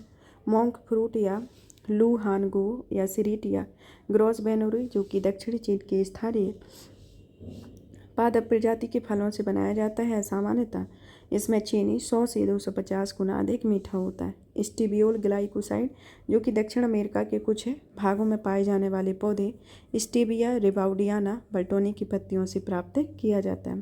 थोमेटिन जो कि एक थोमेटोकस डिनेली से फल से बनाया जाता है। अत्यधिक मीठे मौलिक प्रोटीन के समूह होते हैं। इसका उपयोग निम्नलिखित खाद्य पदार्थों में स्वीटनर के रूप में उपयोग किया जाता है, जैसे आइसक्रीम, बेकरी आइटम, आलू आधारित इसी के जैम जैसे स्नैक्स और नाश्ते में खाए जाने वाले अनाज, वाइन और अन्य किण्वित और आसुत पेय पदार्थों में होता है। कोडेक्स एलिमेंटेरियल्स कमीशन, यह कमीशन जो है यह मिलेट्स पर वैश्विक मानकों के लिए भारत में प्रस्ताव को मंजूरी देता है। इस मानकों में रागी, सावा, कोदो, मिलेट, चीना और कुटकी के लिए मानकों के समूह के मानक को शामिल किए गए। ये समूह मानक खाद्य संरक्षण और मानक प्राधिकरण के लिए निर्धारित किए गए और ये 15 प्रकार के मिलेट्स के लिए नमी की मात्रा, यूरिक एसिड की मात्रा जैसे 8 गुणवत्ता आधारित मानदंड निर्धारित करता है। कोडेक्स के बाद वर्तमान में ज्वार और बाजरे की मानक है और इसके अलावा codex committee on spices and culinary herbs का 7वां सत्र कोच्चि भारत में आयोजित हुआ है और यह 5 मसालों अर्थात छोटी इलायची, हल्दी, जूनिपर बेरी, आलस्पाइरा और स्टार एनीज के लिए गुणवत्ता संबंधी मानकों को अंतिम रूप दिया गया है। WHO और SPS 3 अंतर्राष्ट्रीय मानक निर्धारित संगठनों को मान्यता देता है, जिनमें 3 सिस्टर्स के रूप में जाना जाता है, जैसे कि पहला खाद्य सुरक्षा के लिए कोडेक्स, पादप स्वास्थ्य के लिए अंतर्राष्ट्रीय पादप संरक्षण अभिसमय, पशु स्वास्थ्य के लिए विश्व पशु स्वास्थ्य संगठन आता है। तो ये 3 तरीके से होता है। अब आता है कोडेक्स एलिमेंटेरियन कमीशन के बारे में, जिसकी स्थापना 1963 में हुई। अंतर्राष्ट्रीय खाद्य मानक निर्धारक निकाय है। इसकी स्थापना विश्व स्वास्थ्य संगठन और खाद्य एवं कृषि संगठन ने संयुक्त रूप से की है। इसका मुख्यालय रोम इटली में है, जिसके सदस्य 189 सदस्य हैं। इसका उद्देश्य उपभोक्ताओं के स्वास्थ्य की रक्षा करना और खाद्य पदार्थों के व्यवहार में उचित व्यवहार सुनिश्चित करना होता है, जो कि एक मानक इसका स्वैच्छिक होता है। अंग और ऊतक प्रत्यारोपण के बारे में, यह राष्ट्रीय अंग और ऊतक प्रत्यारोपण संगठन ने केस 4 किडनी रैकेट के आरोपों की जांच के आदेश दिए हैं। यह राष्ट्रीय अंग और ऊतक प्रत्यारोपण संगठन अंग प्रत्यारोपण से जुड़े कार्यों में समन्वय, नेटवर्किंग की सुविधा प्रदान करता है व स्वास्थ्य और परिवार कल्याण मंत्रालय के अंतर्गत कार्य करता है। अंग एवं ऊतक प्रत्यारोपण के बारे में, यह एक शल्य की क्रिया है जिसके तहत किसी अंग, ऊतक या कोशिकाओं के समूह को दानकर्ता के शरीर से निकालकर प्राप्तकर्ता के शरीर में प्रत्यारोपित किया जाता है और साथ ही इसमें एक ही व्यक्ति के शरीर से किसी अंग को स्थान को काटकर या हटाकर दूसरे स्थान में प्रत्यारोपित करना भी शामिल होता है, जिसके अंतर्गत आपकी किडनी, लीवर, हृदय, फेफड़े, अग्नाशय, आंत आदि का अंग प्रत्यारोपण होता है। ऊतक प्रत्यारोपण, जिसमें कार्निया, त्वचा, हड्डी, हृदय बाल और रक्त वाहिकाएं आदि का प्रत्यारोपण होता है, जिसमें एक ही व्यक्ति के शरीर में एक स्थान से दूसरे स्थान पर ऊतकों के प्रत्यारोपण को ऑटोग्राफ्ट कहा जाता है, जिसे स्किन ग्राफ्ट। ग्रहणशीलता या दानकर्ता प्राप्तकर्ता की प्रतिरक्षा प्रणालियों के मध्य समानता स्तर को निर्धारित करती है। कानूनी फ्रेमवर्क के अंतर्गत यह अंग प्रत्यारोपण को कानूनी मान्यता प्रदान करती है। मानव अंग प्रत्यारोपण अधिनियम 1996 के तहत विनियमित किया गया है। इसमें जीवित और ब्रेन डेड, स्टेम डेड दानकर्ताओं का अंग की अनुमति दी गई है। मानव अंग और ऊतक प्रत्यारोपण नियम 2014 भी इसके अंतर्गत नियमित किए गए हैं। राष्ट्रीय अंग प्रत्यारोपण कार्यक्रम, जो कि 2021-22 से 2025-26 की अवधि के लिए इसे बढ़ा दिया गया है, इसके अंतर्गत आता है। अब आता है जेनो ट्रांसप्लांटेशन के बारे में। जेनो ट्रांसप्लांटेशन जो है वह किसी भी पशु से जीवित कोशिकाओं, ऊतकों या अंगों को मानव में ट्रांसप्लांट, इम्प्लांट, इम्फ्यूशन किया जाता है। यह किसी पशु की जीवित कोशिकाएं, ऊतक या अंग या सारे अंग, शारीरिक तरल पदार्थ, कोशिकाएं, ऊतक या अंग जिन्हें जीवित पशु कोशिकाओं, ऊतकों, अंगों के नमूने लिए जाते हैं। जीनो ट्रांसप्लांटेशन के तहत सूअरों को इसलिए प्राथमिकता दी जा रही है क्योंकि इसमें अधिक बच्चों को जन्म देती हैं और वे जल्द ही बड़े होते हैं और साथ ही इन्हें आनुवांशिक रूप से संशोधित करना एक तुलनात्मक रूप से आसान होता है, जो कि संक्रमण फैलने की संभावना कम होती है। तो इस तरीके से यह जेनो ट्रांसप्लांटेशन उत्पादों को संभावित उपयोग होता है, जिसमें डोनर सूअर है और प्राप्तकर्ता मानव है। अब आता है कि ई सिगरेट्स के बारे में। ई सिगरेट के बारे में कि विश्व स्वास्थ्य संगठन ने बच्चों की सुरक्षा सुनिश्चित करने और ई सिगरेट का सेवन रोकने के लिए तत्काल कदम उठाने की आवश्यकता है। ई सिगरेट, भारत सरकार ने इलेक्ट्रॉनिक सिगरेट निषेध, उत्पादन, विनिर्माण, आयात निर्यात, परिवहन, बिक्री, वितरण, भंडारण और विज्ञापन कर रोक अधिनियम 2019 पारित किया है। यह कानून ई सिगरेट के उत्पादन, विनिर्माण, आयात निर्यात, परिवहन, बिक्री, वितरण, भंडारण और विज्ञापन पर रोक लगाता है। इस अधिनियम को धारा 3 के इलेक्ट्रॉनिक सिगरेट या ई सिगरेट को परिभाषित किया गया है। इसके अनुसार यह एक उपकरण होता है जिसमें तरल पदार्थ गर्म होकर एरोसोल उत्पन्न करता है। उस एरोसोल का उपयोगकर्ता श्वास द्वारा ग्रहण करता है और ये ई तरल पदार्थ निकोटीन युक्त निकोटीन रहित हो जाता है। इसमें सभी प्रकार के electronic delivery system, nicotine electronic delivery system, heat not burn उत्पाद, ई हुक्का आदि शामिल होता है। ई सिगरेट में पाए जाने वाले हानिकारक तत्व जैसे निकोटीन, स्वाद बढ़ाने वाला डाइएसिटिल, वाष्पशील कार्बनिक यौगिक, कैंसर कारक रसायन, भारी धातुएं जैसे निकल, टिन, सीसा आदि आता है, इसके अंतर्गत आता है। अब आता है उभरते खतरों के लिए तैयारी और लचीलापन पहल, जो कि विश्व स्वास्थ्य संगठन ने उभरते खतरों के लिए तैयारी और लचीलापन पहल शुरू की है। इस पहल को महामारी में तैयार सुधार करने के लिए एक अभिनव दृष्टिकोण है, जिसके अंतर्गत माना गया है कि समान प्रणालियाँ, क्षमताओं, ज्ञान, उपकरणों को लाभ उठाया जा सकता है। इन्हें महामारियों के संचरण के तरीके के आधार पर रोगजनकों के समूहों में लागू किया जाता है। इसके उद्देश्य से सहयोग के लिए राष्ट्रीय, क्षेत्रीय, वैश्विक हितधारकों के लिए एक मंच प्रदान करता है और यह पहल अंतर्राष्ट्रीय स्वास्थ्य विनिमय के तत्वाधान में संचालित की गई है और इसे IHR को 2005 में स्थापित किया गया था, जिसमें 194 सदस्य देशों में विश्व भर में 196 पक्षकार देशों में एक कानूनी रूप से बाध्यकारी समझौता है, जो कि दुनिया भर में संभावित लोक स्वास्थ्य आपात स्थितियों का पता लगाने, रिपोर्ट करने की क्षमता का निर्माण करते हैं। अब आता है स्पेस SPECS 2030 पहल के बारे में। यह जो पहल है इसे विश्व स्वास्थ्य संगठन की एक वैश्विक पहल है। द बिच कैचअप, जो कि विश्व स्वास्थ्य संगठन, यूनिसेफ, वैक्सीन एलायंस, गावी और Bill and Melinda Gates Foundation immunisation agenda 2030 तथा अन्य स्वास्थ्य भागीदारों के साथ द बिच कैचअप क्रियान्वयन कर रहे हैं। अंतर्राष्ट्रीय रोगजनक निगरानी केंद्र, जिसे विश्व स्वास्थ्य संगठन ने लॉन्च किया है। अब आता है अंतर्राष्ट्रीय चिंता के लोक स्वास्थ्य आपातकाल, जो कि विश्व स्वास्थ्य संगठन के में कोविड-19 ने अब PHEIC नहीं रहा है और इसी घोषणा की है कि अंतर्राष्ट्रीय स्वास्थ्य विनिमय 2005 की आपातकालीन समिति की 15वीं बैठक की सिफारिश के आधार पर की हुई है। अब आता है सुर्खियों में रहे रोग, जिसमें वायरल रोग। पहला आता है चिकनगुनिया, जो कि US food and drug administration ने चिकनगुनिया के खिलाफ विश्व की पहली एक चेस को मंजूरी दी है। यह चिकनगुनिया वायरस के कारण होने वाली मच्छर जनित बीमारी है। इसका संचरण मच्छर एडीज इजिप्टी और एडीज एल्बोपिक्टर्स के द्वारा होता है। यह मच्छर मुख्यतः दिन के समय काटते हैं। दूसरा आता है जीका वायरस, जो कि वायरल रोग है। इसे हाल ही में मुंबई, महाराष्ट्र में जीका वायरस का पहला मामला सामने आया है और एडीज मच्छरों द्वारा फैलता है, ज़्यादातर दिन के समय काटते हैं। स्वाइन फ्लू स्ट्रेन H1N2 के बारे में, जो कि यूनाइटेड किंगडम ने अपना यहाँ स्वाइन फ्लू स्ट्रेन H1N2 के मनुष्य में संक्रमण के पहले मामले की पुष्टि की है और यह जो रोग है यह स्वाइन इन्फ्लुएंजा वायरस के कारण फैलता है और यह वायरस से संक्रमित सूअरों के प्रत्यक्ष व अप्रत्यक्ष में संपर्क में आने के कारण संदूषित वातावरण के प्रभाव में आने से फैलता है, जिसमें आम फ्लू के समान लक्षण होते हैं, जैसे बुखार और खांसी। अब आता है गांठदार त्वचा रोग।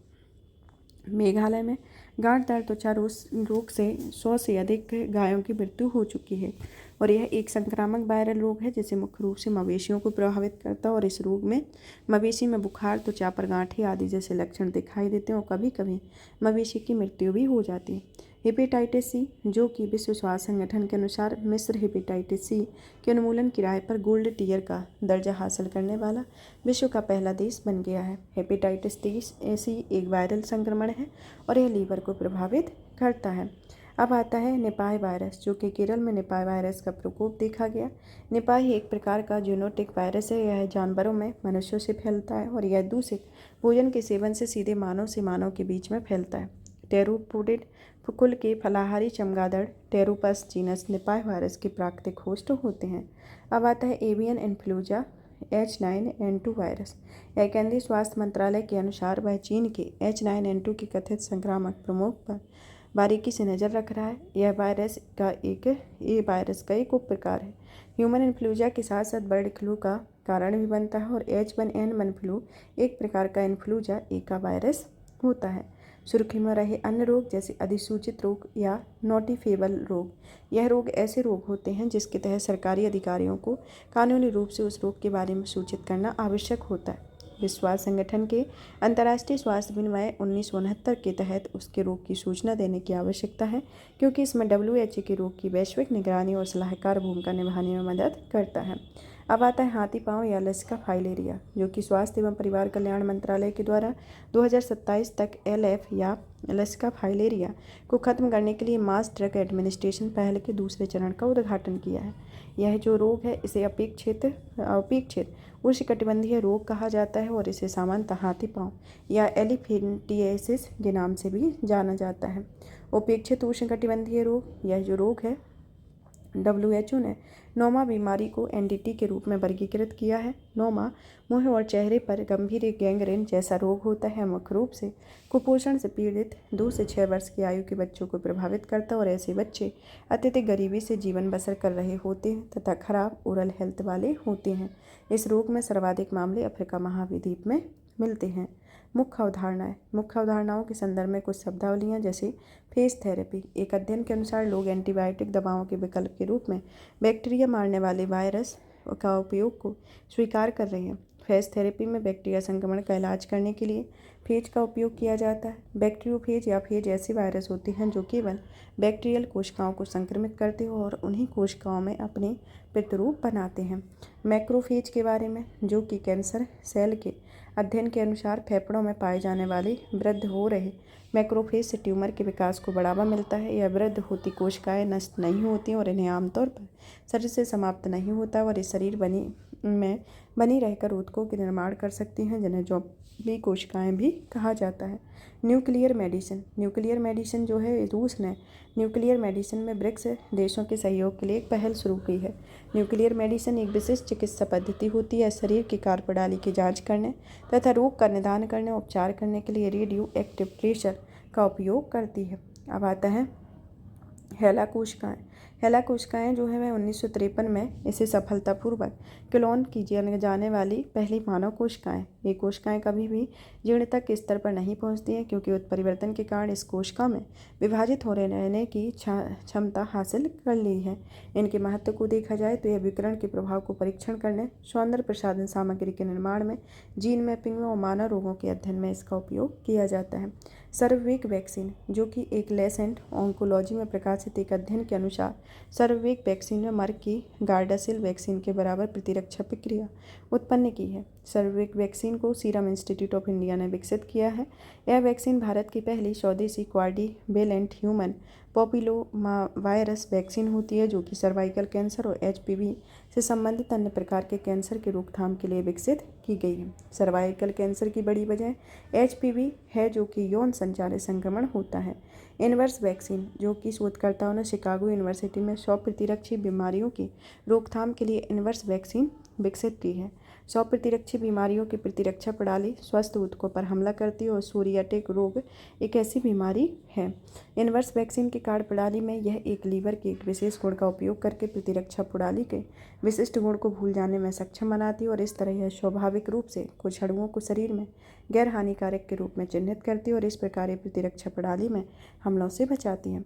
मोनोक्लोनल एंटीबॉडी, जो कि केंद्र सरकार ने ऑस्ट्रेलिया में मोनोक्लोनल एंटीबॉडी का एक खुराक खरीदने का निर्णय लिया है। यह एंटीबॉडी एक कृत्रिम एंटीबॉडी है जिससे हमारी प्रतिरक्षा तंत्र की कार्यप्रणाली की नकल करती है और इसका उत्पादन विशेष प्रक्रिया के माध्यम से होता है और इस प्रक्रिया में मानव रक्त में विशेष प्रकार के एंटीबॉडी को प्राप्त किया जाता है और फिर इसका क्लोन बनाया जाता है और ये केवल एक एंटीबॉडी का क्लोन है और ये एंटीजन से ही आबद्ध होते हैं।